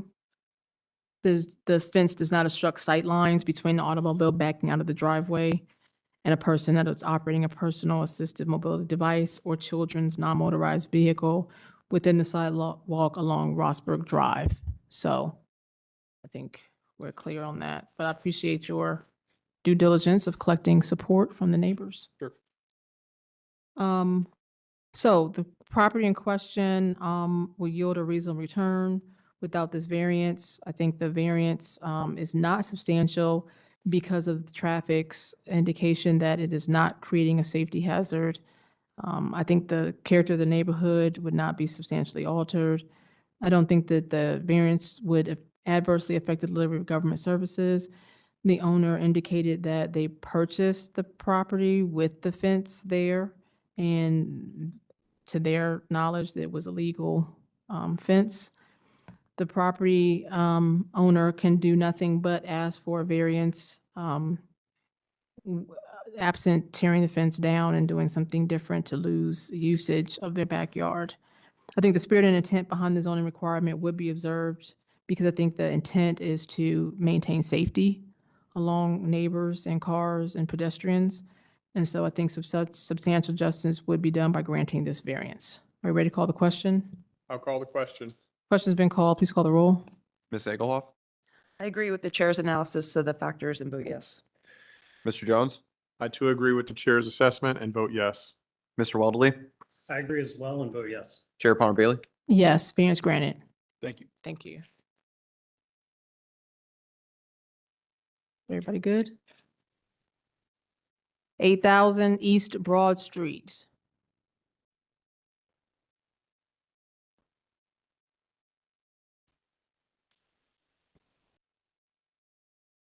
BZA 25-159 for 8,000 East Broad Street. It's located on the north side of East Broad Street between North Wagoner Road and Meyer Drive. It's zoned CAC Community Activity Center, and it's located in the Far East Area Commission. The 25.61 acre site is developed with a commercial shopping center, including a grocery store and a gas station. Surrounding uses include eating and drinking establishments and a commercial shopping center to the south and east, mixed-use commercial to the west, and multi-unit residential to the north. The applicant proposes to construct an oil and tire service center and is requesting variances to increase the maximum permitted front setback from 25 feet to 43.5 feet, to reduce the number of required parking spaces from 9 spaces to 6 spaces, and to reduce the minimum facade transparency for a non-residential use from 60% to 25%. Planning is supportive of the proposal as presented. The C2P2 states a consistent level of detailing and finish should be provided for all sides of a building. The plan also states that consideration of larger setbacks should be based on the placement of adjacent buildings and or unique geometry. Staff notes a sanitary easement along Meyer Drive, which calls for the requested variance on the setback. As such, staff is supportive of the proposal as is consistent with these guidelines. The Division of Traffic Management informed the applicant that bike racks will need to be provided and that the number of stacking spaces need to be shown on the site plan. The applicant has updated the request to include a stacking space variance, and the bike racks can be provided during final site compliance. The applicant was also informed that a right-of-way dedication of 80 feet from the center line of East Broad Street and 50 feet from the center line of Wagoner Road required, but once learning that this development site will be split from the larger site, traffic is comfortable waiving this comment as long as the application is conditioned on the application being restricted to the property described in the provided legal description.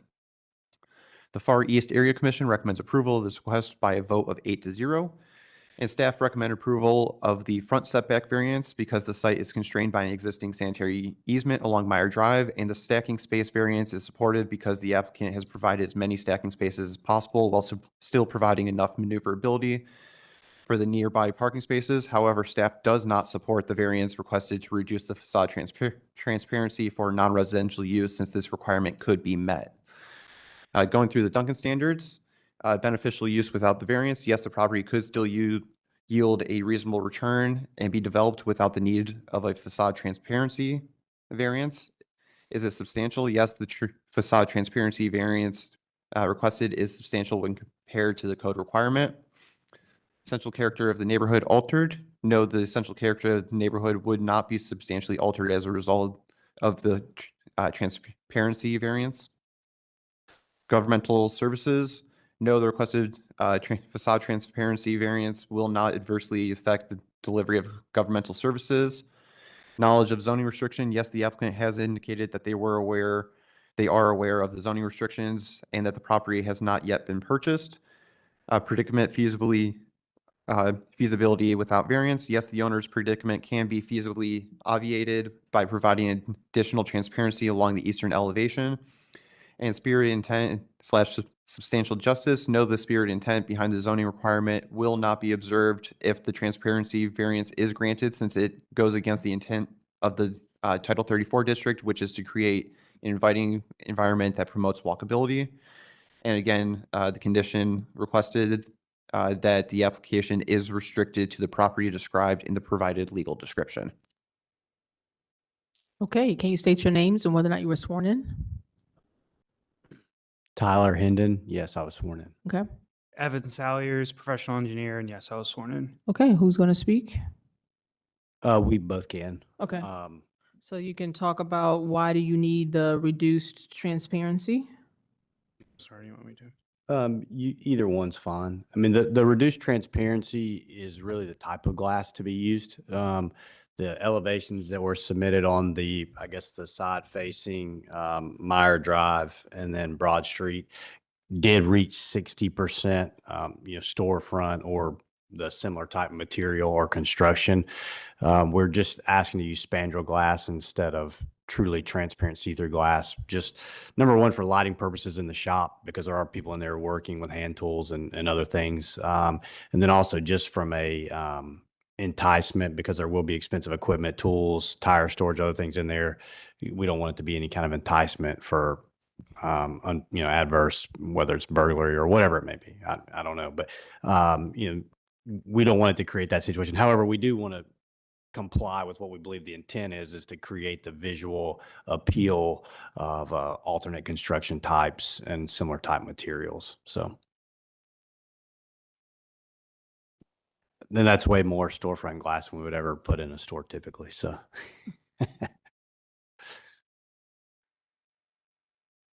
And then to expand on the other variances, as was mentioned, there is an existing sanitary sewer on the property side of Meyer Drive, which is restricting our ability to meet the front setback. We cannot place the building that far forward without being in conflict with that existing easement. So we are asking for alleviation on that. And then for the stacking, we have provided historical data showing that this amount of stacking meets the average use for our sites. And in addition, we believe we provide mobility around the site such that if there was a need from an operations standpoint, we can still get cars off of Meyer Drive, off of the access drives into the site while they wait. Yeah, and I guess just to elaborate on that a little bit, the parking is just the stacking out front that you see in the bay. So it is a drive-through oil change service. So you see the 6 vehicles there. That would, in that situation, there would be also 3 inside the building. And we've done traffic analysis, I guess, if you will, on existing stores. We have over 400 nationwide. And peak hour on a Saturday is 7 per hour, and that's at peak. And so, in order to see this condition you see on the screen, you'd have to have about 9 people show up in about 20 minutes, which is, we wish that were the case, but that doesn't happen. And so I believe we'll have adequate space for the site. As well, there's attendants in the shop that greet customers immediately. If for some reason something happened, one of the bays, that's whatever, there'll be a traffic monitor that will direct traffic, park them, or make sure we're not creating an adverse situation, out into the public right away. So. Any more questions? Is there anybody here that wants to speak about this application? Okay. So the property in question, would it yield a reasonable return without this variance? I think the answer is no. Based on testimony I heard about needing to position the building to avoid the existing easement and also facilitate the stacking and the car and the maneuverability. The variances, on their face do appear substantial with the reduction for the facade from 60 to 25. However, based on the reasoning that the applicant gave regarding safety concerns for their workers, as well as when the facility is closed, I tend to believe that the spirit has been met here. I think the character of the neighborhood would not be substantially altered. I don't think this would adversely affect delivery of government services. The property owner has not full knowledge of the zoning restriction before purchasing the property, which is why they're here. I think there is no other way to move forward with this project but by getting these variances granted. And again, like I said before, the spirit and intent behind the zoning requirement would be observed and substantial justice done by granting the variance. Are we ready to call the question? I'll call the question. Please call the roll. Mr. Jones? I agree with the chair's assessment, and two, would note that the spirit of the zoning code is being met with the attempt at mimicking the desired transparency for the glass, and vote yes. Mr. Wadley? I agree with both the chair and my colleague, Mr. Jones, and vote yes. Ms. Egelhoff? I likewise agree with the chair and our colleague and vote yes. Chair Powell Bailey? Yes, variance is granted. Thank you. Thank you very much. 1815 Woodland Avenue.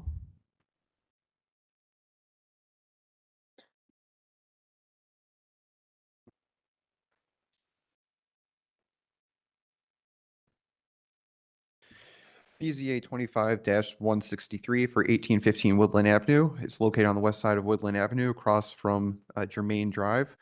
It's zoned LC4 and R2, limited commercial and residential. It's located in the North Central Area Commission. The 4-acre site is currently developed with a religious facility. Surrounding uses are primarily single-unit residential to the south, east, and west, with a religious facility and daycare to the north and a convenience store further to the south. The applicant proposes to bring a previously approved event center into compliance and is requesting a variance to provide the required parking lot trees throughout the site rather than being located within the parking lot. Planning has no comments on the requested variance. Division of Traffic Management has no comments. And the North Central Area Commission recommends approval of the request by a vote of 7-0. Staff recommends approval of the requested variance since it is minor in nature, and although the trees will not be provided in the parking lot as required, they will still be provided on the property along the edge of the parking lot. Okay, can you state your name, whether you were sworn in? My name's Jack Reynolds, and yes, I was sworn in. Okay, do you have anything to add? No, I rezoned the property from R2F to LC4 to change the church to an event center, and subsequent to that, obviously, we, being good citizens, we filed a zoning compliance for the property, and at that time, it was determined that the tree areas that were originally that were to be provided for the site were not installed. So now we came back and looked at installing trees in the parking area. It was determined that to do that, it would probably cost us anywhere from $30,000 to $35,000 because we'd have to go cut asphalt out, remove the soil, put in new soil. And so what the property owner said is we still want to provide the trees on site. So we're going to provide 19 trees on site to add those trees to the facility.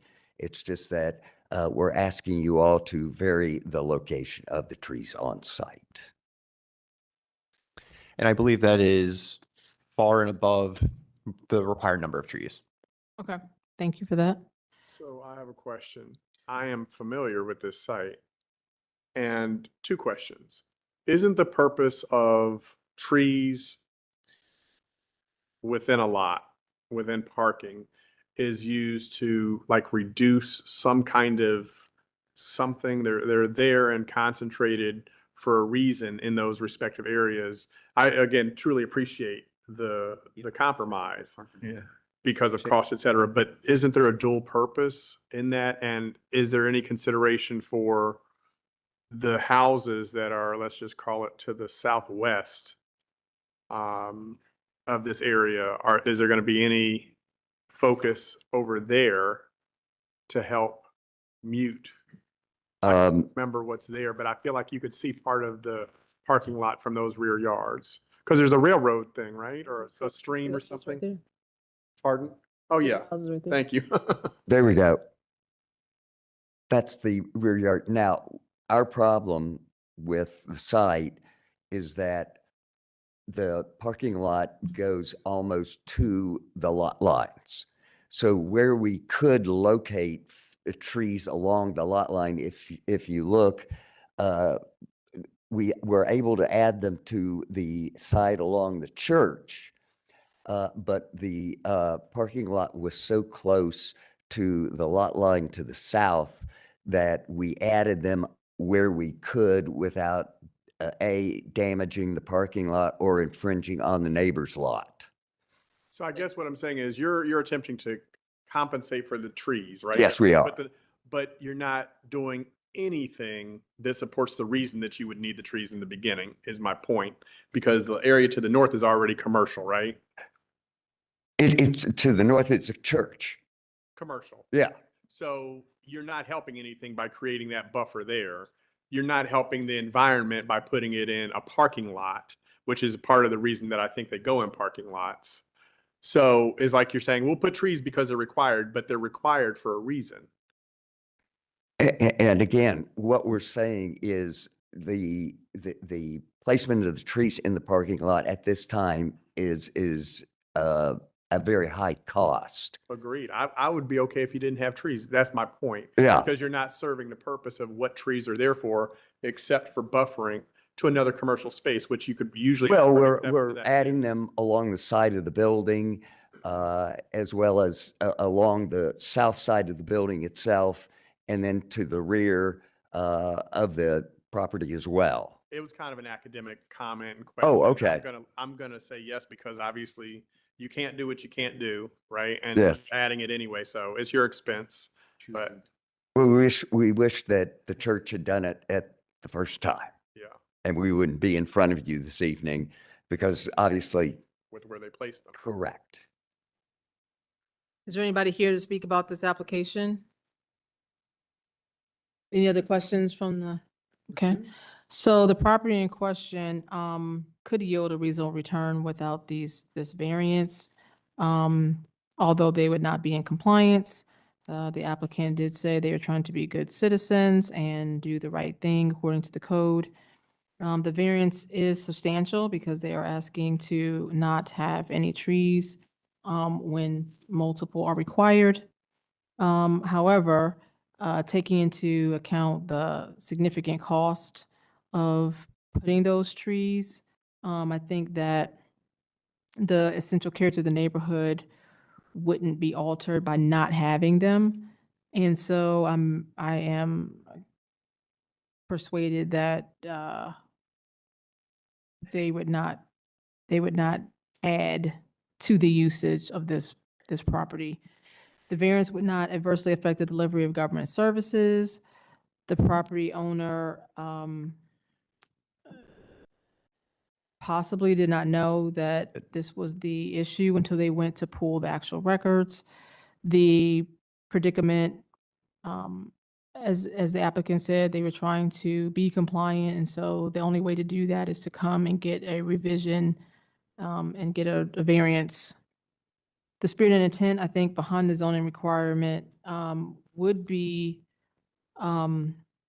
not be observed, but I think substantial justice would be done because we would not be requiring a property owner to spend a ton of money just for compliance purposes. Are we ready to call the question? Call the question.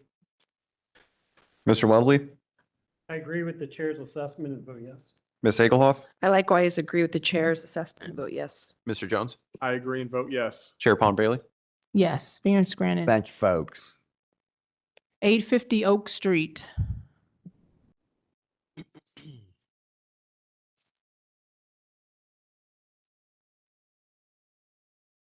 Eight 50 Oak Street is located at the northwest corner of Douglas Street and Oak Street. It's part of the Near East Area Commission, and existing zoning is ARLD, Apartment Residential Limited District.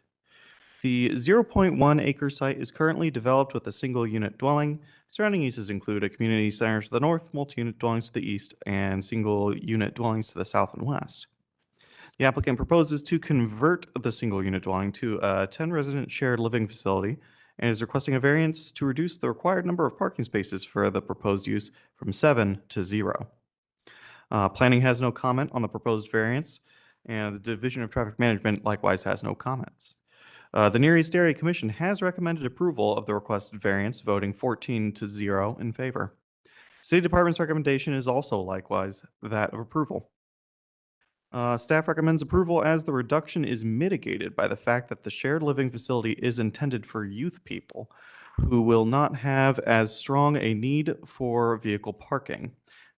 The applicant also faces a hardship for providing code-compliant parking, as the property lacks adequate space to situate parking in the rear and has no access to an alley.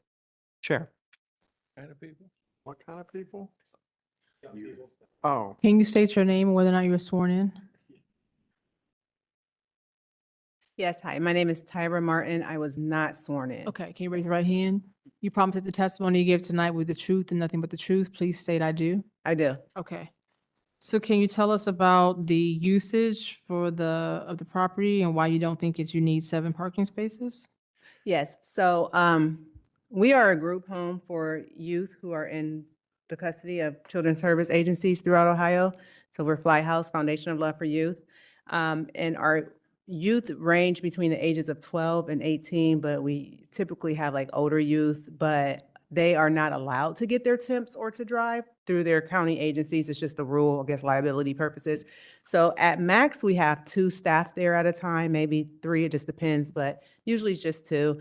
And then when we do have all of our staff together, we're not at the Oak Street address. We'll usually be at Cohatch, or now we'll go to the new rec center that they just built over there. The name just eluded me. So we'll go there. And so we never have more than 1 or 2 parking spaces that we're using on the public street. We've been there for almost 5 years now, and we haven't had any issues with parking, and we just, we get along very So you've well. been there for 5 years, but why are you now coming in asking for a parking variance? Great question. I'm asking for a parking variance now because I want to say some regulation came out with the group homes and like DCY when they broke off from ODJFS, our licensing agency. So now we have to be zoned. There's just a lot of rules and regulations. It wasn't really enforced too much, but now because of things that are happening and, within the industry, so to speak, they're just regulating it, which is not a bad thing. So, yeah. Okay. So is it possible for us this seems like a very specific use, right? Which would require a different standard. But we usually provide variances that run with the land. And in this case, it doesn't seem like we want to do that because we don't want to give a 7 parking variance, a 7-space variance, but for the fact that this is being used for this specific purpose. I mean, we're talking about a 10 resident shared living facility. I don't know what to. You have that ability under 3307.09B to place that condition so it doesn't run with the land. Okay. And that would just follow the property owner Okay. for the use. Well, I never knew that before. You've never asked, Mr. Jones. because thank you for bringing that up, Eleanor. We've usually done it for places that were new and built that would never likely change into something else. But that's a great point. So we'll limit that. Okay. And we have done this before with special permits for food trucks. Right. You have That's an what- analogous ability for variances. Well, that's why I was looking. I was like, well, this is not really a special permit. So, okay. So to that point, do we have to call it anything else, or we're just invoking this code section? I would place a condition on the approval of something to the effect that so long as it's used as a shared living facility or Okay. Youth shared living facility. youth shared living facility. Right. Okay. Is there anybody here that wants to speak about this application? Okay. So, I'll go through the Duncan factors that will be contingent on us limiting this variance to the property as long as it is being used as a youth shared living facility. Chair, I'm sorry to interrupt. If it's okay, I would just like it phrased shared living facility, not youth shared living facility, because shared living facility is defined use in our code. Does it define it as youth? No. I guess we've had, so thank you for that distinction, but we've talked about senior living and we make exceptions because maybe they don't have cars and for youth, not generically, not generically a shared living facility. And when people come to us, they come under the guise, oh, we're youth or we're seniors and we don't have this. So I appreciate what you're saying, but we need to figure out a way to do that. Can we, I mean, I guess, can we take it out of the title and just say a shared living facility used for youth? Yeah, or You would take it I out. think we even have the ability to say current user, I'm you know, good with because that. they're, Okay, I'm good with they're, that. yeah. Go with that. Okay. Okay, so we would be limiting the variance to the current user using it as a shared living facility for youth. I mean, that's what she's using it for. Yeah, yeah. Okay. Okay, so the property in question, sounds like they could not yield a reasonable return without the variance because of the new regulations, and them having to be in compliance. The variance is substantial in nature, it's going from 7 to 0 in spaces. However, with the usage that has been, described here, not allowed to have temps, the youth and the ages, we don't think that, and the number of staff, people that are at the house at one time, we don't think that the actual usage is, variance is substantial. The character of the neighborhood, not substantially altered because of this variance. Delivery of governmental services, not adversely affected. The property owner purchased this property, with knowledge, wasn't sure how that panned out. But the property owner can only, continue to operate in the space by getting this variance.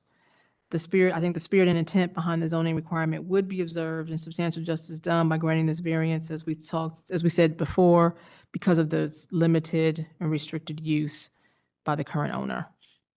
Are you ready to call the question? I'll call the question. Please call the roll. Ms. Egelhoff?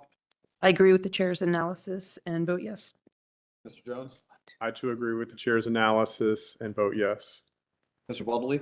I concur as well and vote yes. Chair Palm Bailey? Yes, variance granted. 1010 East Up. Oh. Oh, yeah. That's what the eye contact was for. Got it. 1010 East Dublin Grandview Road.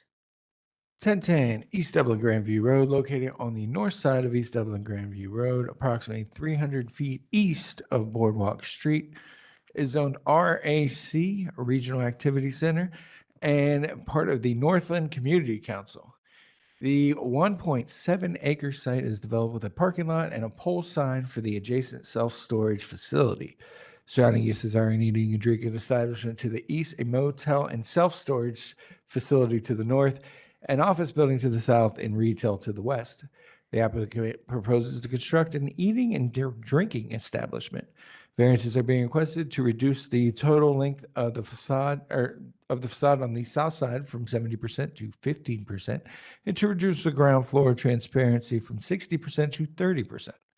Planning has reviewed the updated materials and remains supportive of the requested variances. Staff notes that the existing landscaping provided along Zoomstein, I don't know, Drive, and the proposed headlight screening wall.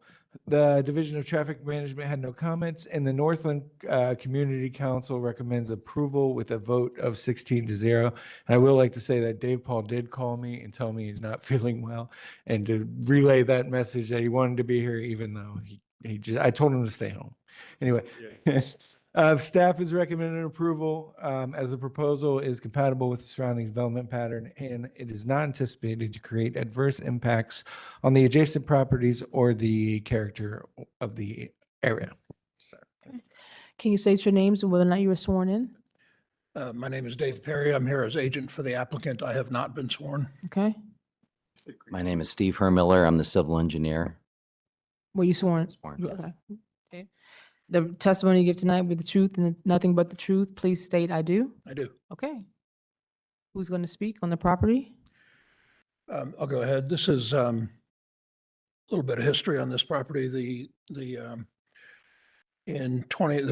used to be part of the Giant Eagle parking lot, and the large building to the north was a Giant Eagle that closed in 2018 and was converted to self-storage. And then these two outlots, this being the east outlot, were created. Our client, Myers Food Management, proposes to develop this outlot with a Culver's restaurant and requests the variances as indicated.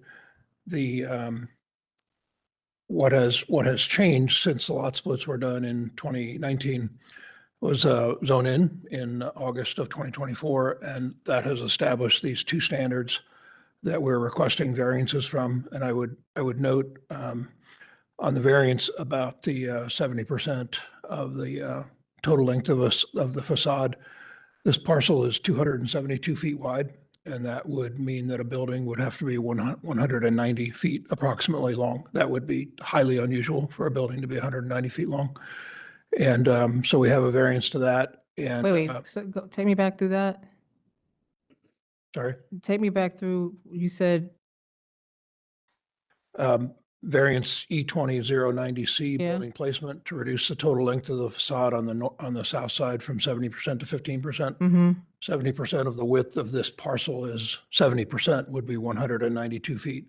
So that section of the code is saying a building should be 192 feet long on this parcel. It can't be. That's not realistic for a building to be 192 feet long.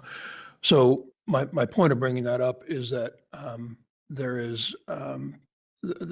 it's highly unlikely that anything would be built on this parcel in compliance with that percent of facade width requirement. So in any event, this would be before you for a variance to that. And then due to the orientation, variance number 2, the building is oriented north-south on the parcel. So a narrow side is oriented to the service road for Dublin Granville. And we can explain that if needed on why the site needs to lay out that way. But this is in compliance with zone in other than these two items, and supported by staff and supported by Northland.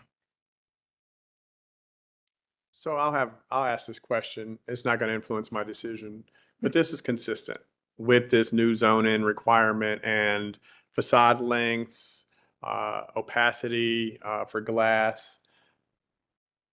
We can make exceptions, and I feel okay making an exception here. You know, that lot cuts in a little bit, so we can say, oh, it's a unique lot. But generally, when you own this out parcel, a solution to this is you split the lot again, right? You say, oh, this is going to be our parking.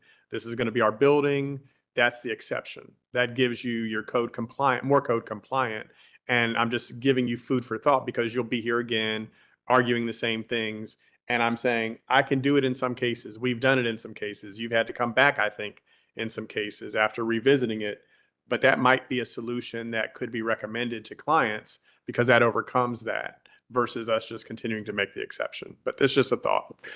That would be a solution for, say, a retail use that doesn't have versus a restaurant use that doesn't have a pickup window, and the queue lanes and stacking lanes for pickup windows eats up a lot of ground. So this use could not exist on a split lot, but I agree with you, other uses might be able to be.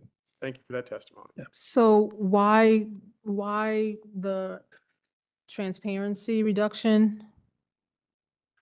The building is rectangular, of course. There's a front entrance on the south side. Adam, do you have the renderings in the? Yeah, there we go. There we go. Okay, so lower left is the Dublin Granville and Service Road view. It has a front entrance. It has glass. It is the narrow end of the building. There is a driveway to the self-storage on the west side of this, and that would be the lower right view. That also has an entrance and has a substantial amount of glass. But due to the building orientation and Manic Smith Group needing to make the building work, the circulation work for the drive-through lanes, We looked at other options on this. Manic Smith could have pushed the building way back, and then that would just be a different variance.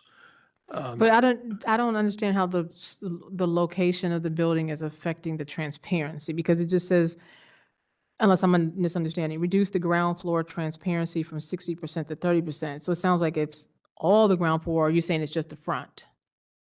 The front is what's measured by that transparency Oh, okay. requirement, not the other elevations. Okay, so because of your positioning of the building, you're saying your front is only going to have so much transparency because of the door and the Correct. windows? Correct. Okay.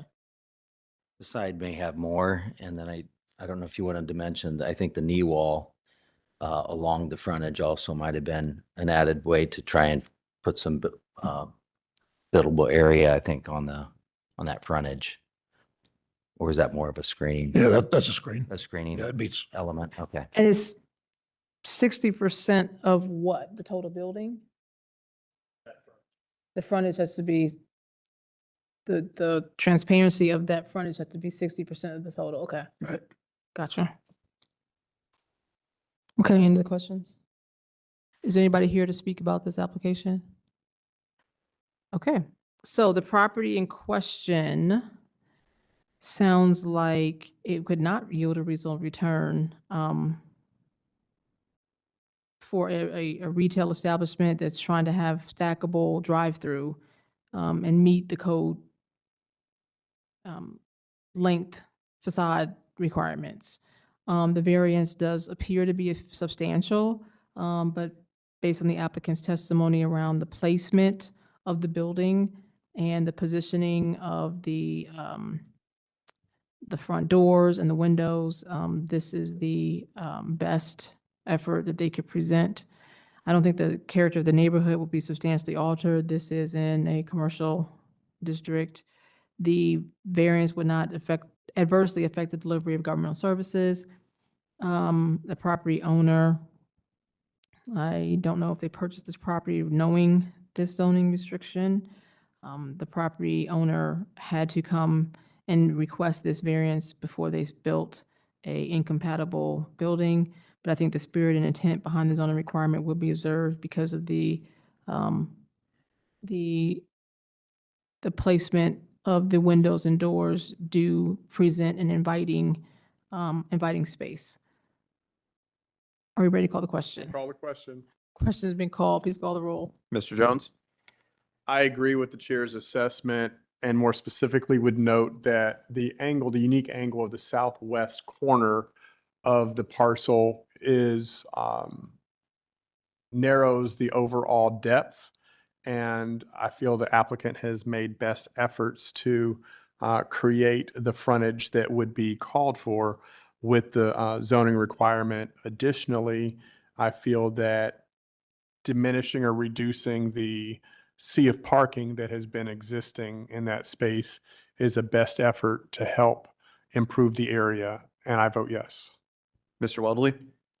I agree with the chair's assessment and vote yes. Ms. Egelhoff? I agree with the chair's assessment as well as my colleagues and vote yes. Chair Palmer Bailey? Yes, variance granted. Thank you. 2886 Stelzer Road. Why? 2886 Stelzer Road, located on the southeast corner of Stelzer Road and McCutcheon Road. It is zoned CPD, Commercial Plan Development, and part of the Northeast Area Commission. The 18.2 acre site is developed with a commercial center. Surrounding uses are multi-unit residential to the south and east, commercial to the west, and a fire station to the north. The applicant proposes to split a lot and construct an eating and drinking establishment. Variances are requested to reduce the maneuvering from 20 feet to 0 feet, to reduce the number of parking spaces from 14 to 13.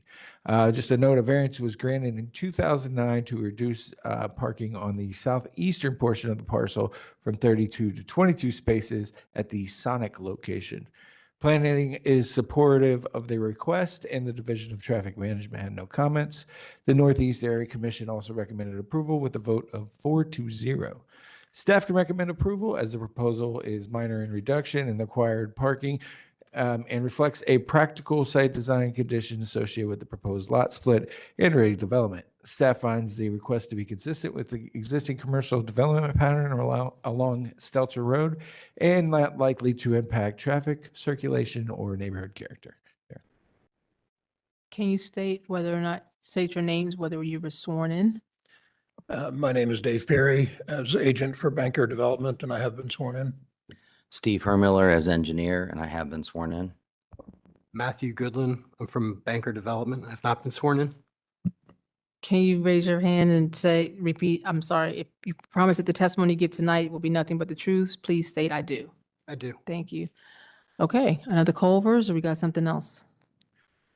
No, this is a large existing shopping center anchored by Giant Eagle, and there are 4 existing outlots. This is a proposal for a 5th outlot. Okay. So tell us about, is it because tell us why you can't maneuver?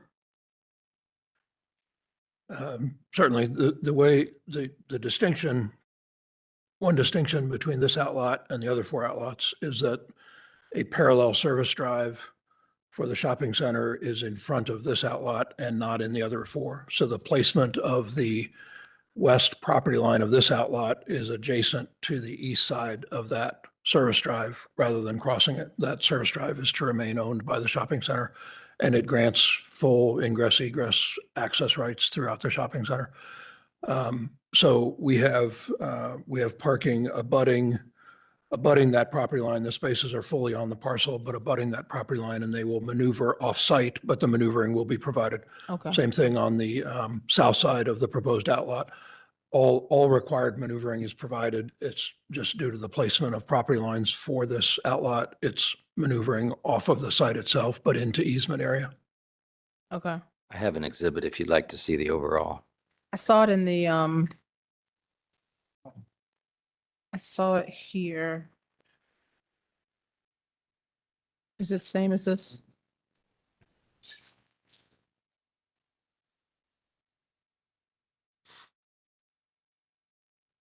I don't know. I'm looking at this. Oh, these are are these the parking spaces around here? Is that what you're showing? No. No? The 4 outlots along Stelzer Road. Oh, right here. Yeah, and there's a hatch area that I see. shows that jig-jag Okay, I see it kind of goes down. jogging around. easement area that Mr. Perry was referring to, Okay. which creates these. Okay.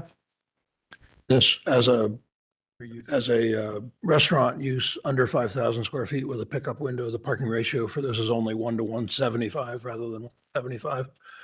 And so we're one parking space short. The shopping center has hundreds of parking spaces and is way over code required parking. And Mr. Goodland has arranged for the ability to use adjacent shopping center parking spaces also in addition to what will be provided on the outlot.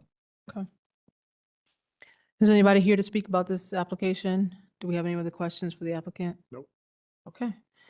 The property in question, would it yield a reasonable return without these variances? I think the answer is no on that question because of the technicality of the maneuvering variance. I think that variance appears to be substantial, but based on the layout of the property, all required maneuvering will happen, but since it's technically not on this parcel, the variance needed to be sought. I think that the parking variance is non-existing, really is one space, and as testimony of the applicant said, that shopping center is underparked, and so I don't think this will be creating any parking issues for this establishment. I don't think the character of the neighborhood would be substantially altered, nor will delivery of government services adversely affected. The property owner is purchasing this with knowledge of the zoning restriction, and therefore that's why they're here. The property owner's predicament had to required coming to this board for a variance, but I think the spirit and intent behind the zoning requirement would be observed and substantial justice done by granting the variances. Are you ready to call the question? I'll call the question. Please call the roll. Mr. Weldley, I agree with the chair's assessment of the Duncan factors. Ms. Egelhoff, I likewise agree with the chair's assessment and vote yes. Mr. Jones, With one exception about yielding a reasonable return. I think that the lot would, without the development or without the variances. I vote yes. Chair Palmer Bailey. Yes, variance is granted. Okay, great, thank you. Thank you. 1256 Rand Avenue.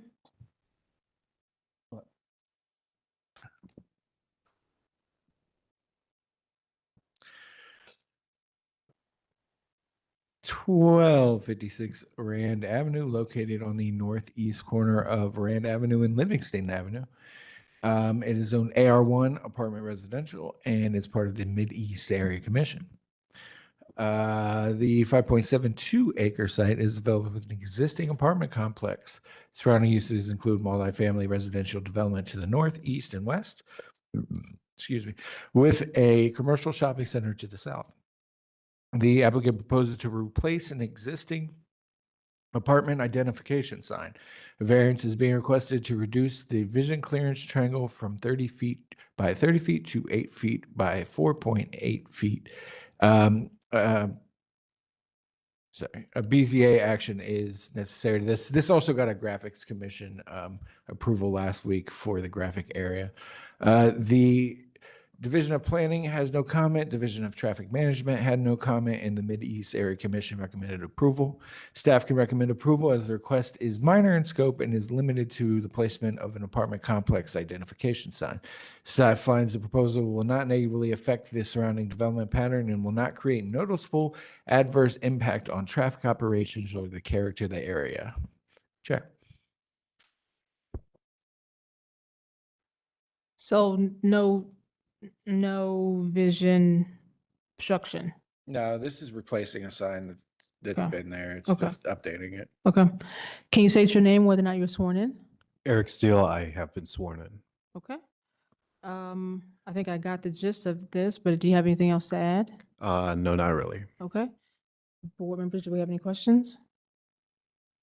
Is there anybody here that wants to speak about this application? Okay, the property in question could yield a reasonable return without this variance, as it has been doing. Sounds like this is a replacement of an existing sign, and thus necessitated the variance request. The variance appears to be substantial in the numbers identified, but based on staff review, there is no obstruction of sight. The character of the neighborhood would not be substantially altered. The variance would not adversely affect the delivery of government services. The property owner's knowledge of the zoning restriction was not discussed, but the owner needed to come to this board to get the variance because of to be code compliant. I think the spirit and intent behind the zoning requirement will be observed and substantial done by granting the variance. Are we ready to call the question? Question. Please call the roll. Ms. Egelhoff, I agree with the chair's analysis and vote yes. Mr. Weatherly, I agree as well and vote yes. Chair Palmer Bailey. Yes, variance granted. Thank you. 522 East Sycamore Street.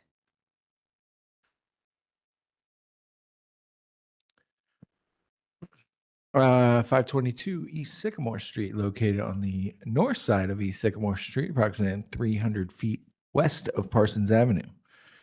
The 0.06 acre site is developed with 2 single unit dwellings and a detached garage. Surrounding uses are a mix of single and multi-unit dwellings. The applicant proposes to construct an accessory dwelling unit.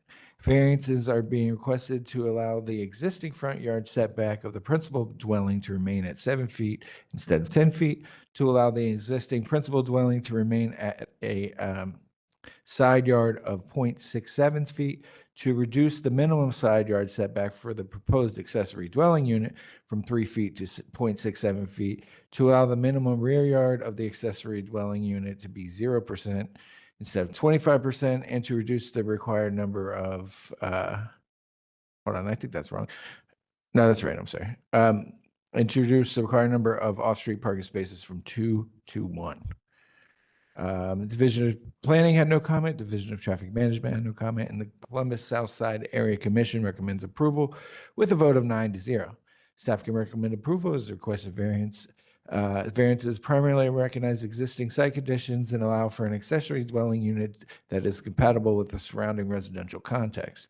Staff finds the proposal will not result in adverse impact to adjacent properties or the character of the area, and the reduced parking and setback conditions will not create negative effects on surrounding uses. Chair. Can you state your name, whether or not you were sworn in? Andrew Angelo, and yes, I was. Okay, how many bedrooms is the ADU? Oh, no, one. It's just a big open room. Really, it's going to be a fitness space 99% of the time, but we're having our first child and want the in-laws and parents to be able to come down and have a place to stay and make it more inviting is really all that it is. So small bathroom, small kitchenette, and a Murphy bed. Okay. 99% of the time, we're going to be using it as a gym. Okay. So technically you would really only need one more space for Say- that say that one more parking space. You would only need one more parking space for that ADU. ADUs don't require any parking. Oh, they don't require any more parking? Yeah. Oh, then why do we have a So- parking? Why do we have a, Because he has one space for the whole thing, basically. Yeah. oh, we only has one for the house. Yeah. Gotcha. Okay. Okay. So we're just bringing it into compliance. I guess it's worth noting, but the where it has it now, it has to change. He has to Yeah, provide it's changed 5 already. feet of maneuvering area, but we kind of talk on the phone about that. He's going to adjust the plan to have the correct amount of maneuvering area. So the plan that we're looking at now he would need a variance for maneuvering, which is not included. So that's going to be changed. It's kind of slight, but basically the parking space is going to move up. It's going to go 5 feet up to give. Oh, to give maneuvering in the back. Mhm. Okay. Which I have those updated plans, and I believe I sent you a copy of it as well. Okay. So Yeah. you Okay. get it. Okay. Okay, so we're really bringing the non-conforming use of the house into some of these. Mhm. Okay. A majority of the variances are for the existing conditions. Okay. Does anybody here want to speak about this application? Board members, do we have any other questions? No. Okay. The property in question could yield a reasonable return without this variance. But I don't think the variances are substantial in light of what the applicant is trying to do here. Some of the variances are to bring non-conforming uses into compliance, and other variances are to allow for a one-bedroom/efficiency ADU. I don't think the essential character of the neighborhood was substantially altered. I don't think that the delivery of governmental services would be adversely affected. I don't know the property owner's knowledge of the zoning restrictions at the time they purchased it, but the property owner, the only way to not have to get these variances is to not build the ADU, which I don't think is a fair usage of their property. The property, I think the spirit and intent behind the zoning requirement would be observed and substantial justice done by granting the variance. Are we ready to call the question? I'll call the question. Please call the roll. Mr. Weldley, I agree with the chair's assessment of the Duncan factors and vote yes. Ms. Egelhoff, I likewise agree with the chair's assessment and vote yes. Chair Palmer Bailey. Yes, variance is granted. Thank you. 4280 Maxway Avenue. Maxway? Sounds like a youth. 4280 Maxway Avenue is located on the north side of Maxway Avenue, approximately 220 feet east of Kimberly Parkway East. As part of the Mid-East Area Commission and existing zoning is CAC Community Activity Center District. The 1.16 acre site is currently developed with a commercial retail building.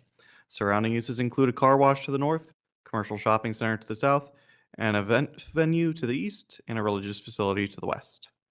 The applicant proposes to relocate a dumpster and enclose an electrical box. The applicant is requesting variances to reduce the drive aisle width from 20 feet to 19 feet for the eastern drive aisle and to allow a parking and circulation area between the principal building and the right-of-way. Planning notes the proposal is located within a Title 34 district. Accordingly, to maintain alignment with the policy direction established by City Council to promote walkable and mixed-use development, staff applies a higher level of scrutiny to variance and rezoning requests in these areas, in addition to adopted land use plan and design guidelines. Planning notes that the requested variances are generally consistent with the Hamilton Road Corridor Revitalization Plan and Columbus Citywide Planning Policies C2P2 Commercial Design Guidelines. C2P2 states a high level of landscaping and screening should be provided between the right-of-way and parking lot. Planning requests supplemental parking, screening, and street trees if recommended by the city forester along the road frontage for consistency with plan and C2P2 design guidelines. Staff notes that the land use recommendation was recently updated to mixed use 2 as part of Columbus Growth Strategy. That legislation took effect on February 26, 2026. With the revised site plan, all Division of Traffic Management comments for BCA 26-005 are resolved as well. And the Mideast Area Commission has recommended approval of the requested variances. City Department's recommendation is that of approval. Staff recommends approval as the variance to the drive aisle width is slight and the variance to circulation and parking location is mitigated by the fact that this particular parcel does not front the main thoroughfare of South Hamilton Road, but rather a side street coming off of said thoroughfare. We do recommend the following conditions, however: that the applicant shall commit to the landscape screening shown in this stamped site plan, in conjunction with planning's request, and that the applicant shall consult the city forester regarding the addition of street trees along Maxway Avenue. Chair. Can you state your names, whether or not you were sworn in? Excuse me, Melba Williams, Ariel. I have been sworn in. Omar Suleiman. Have you been sworn in? Yes. Okay. So do you agree with the conditions placed on the property? Yes. Okay. Okay, can you speak to the other items? Well, the variances for the the parking to the east of the building, I request a reduction due to the limitation of the site and the width in order to get the 20-foot width aisle because of the property line there. And then as far as the parking in front of the building, the property owner purchased this property in September of 24. Title 34 came in effect August 28, 2024. And the parking lot space was constructed, from what I can ascertain looking at the Franklin County Auditor website, that prior to 2012. So when my client purchased this property, it was property. They were not aware that the zoning would come in the next month, and then the existing parking lot in front of the building, the principal building, and the right-of-way was going to now be non-conforming. So the variance is our client in terms of being a good citizen, because again, the parking lot in front of the building, again, had already been constructed. So in terms of being, trying to be in compliant with Title 34 and zone in, they've agreed to actually eliminate parking in front of the building and provide planting to be as close to compliance to Title 34. Because there were actually, excuse me, there were actually two aisles, two rows of parking in front of the building. This site plan shows where we've eliminated the parking that was south closest to the right-of-way as requested by the city in order to gain approval. So the lots, you're gonna unstripe, or what are you gonna do? The parking that you see in the site plan is existing and striped. So when you say you're not gonna allow parking, I'm not sure I understood. There was parking to the additional row of parking south where the planning. Oh, so well, you're saying you're gonna eliminate that second row? Yes, thank you for that visual. that's Yes. helpful. And so again, my client, this parking was there prior to Title 34. And, and now the city is planning, is requiring in terms of condition of approval, they will eliminate some parking Okay. to be closer to complying to being in the spirit of Title 34. And to answer your original question, yes, our client, the property owner, is is approved to that condition to eliminate that parking. Okay. Okay. So that's the landscape screening that you're talking about? Yes, so we've Okay. eliminated that row of parking and we've added additional planting as required. Okay. Any other questions? Anybody here to speak about this application? Okay, so let me go through. The property in question, probably could not yield a reasonable return because it seems like this maneuvering, I'm sorry, the aisle, because of where the property line ends, in order to get the parking spaces there, you have to lose a foot on the aisle. The variances are not substantial.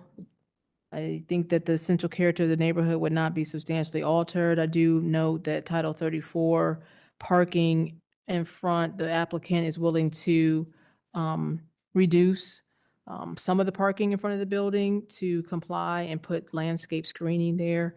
And so I think that that helps with maintaining that character of the neighborhood that the city is going for. I don't think the variance would adversely affect the delivery of government services. The property owner has indicated that they purchased the property without knowledge of the new Title 34 requirements, but wanting to be a good citizen to get their property in compliance, came and asked for the variance. I think the spirit and intent behind the zoning requirement would be observed and substantial justice done by granting the variance. Are you ready to call the question?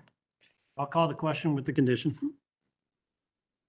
Ms. Egelhoff, I agree with the chair's analysis and vote yes. Mr. Wadley, I agree as well and vote yes. Chair Palmer Bailey. Yes, variance is granted. Thank you. 4445 Cecil Court. 445 Cecil Court, located on the north side of Cecil Court, east of Cherry Bottom Road. The site is developed with a single unit dwelling. Excuse me. Surrounding uses are primarily single unit dwellings. The applicant proposes to construct a 16 by 12 foot screened-in porch to the rear of the existing dwelling. A variance is being requested to allow the porch to encroach 10 feet into the rear yard building line. Division of Planning and no comment. Division of Traffic Management stated that a right-of-way dedication of 50 feet from the center line of Cherry Bottom Road would be acquired. And staff can recommend approval. As requested, your rear yard building line encroachment is limited in scope, will not result in any impact to adjacent properties or the surrounding neighborhood character. Chair. You state your name, whether or not you were sworn in. James Knox with Suncraft, and yes, I have been sworn in. Okay. Do you have anything to add about this application? No, I don't. I appreciate the staff review and giving their recommendation for it. Just anxious to get started with the project. Okay. Well, after we get the building permit. Do we have any questions for the applicant? Chair, quick question for my colleague. Is the right-of-way dedication a condition? No, we would not request that to be a condition. It's noted in the report that if and when we would receive opportunity to review that plan, we would require that at that time. So there's no reason for a condition. Yep.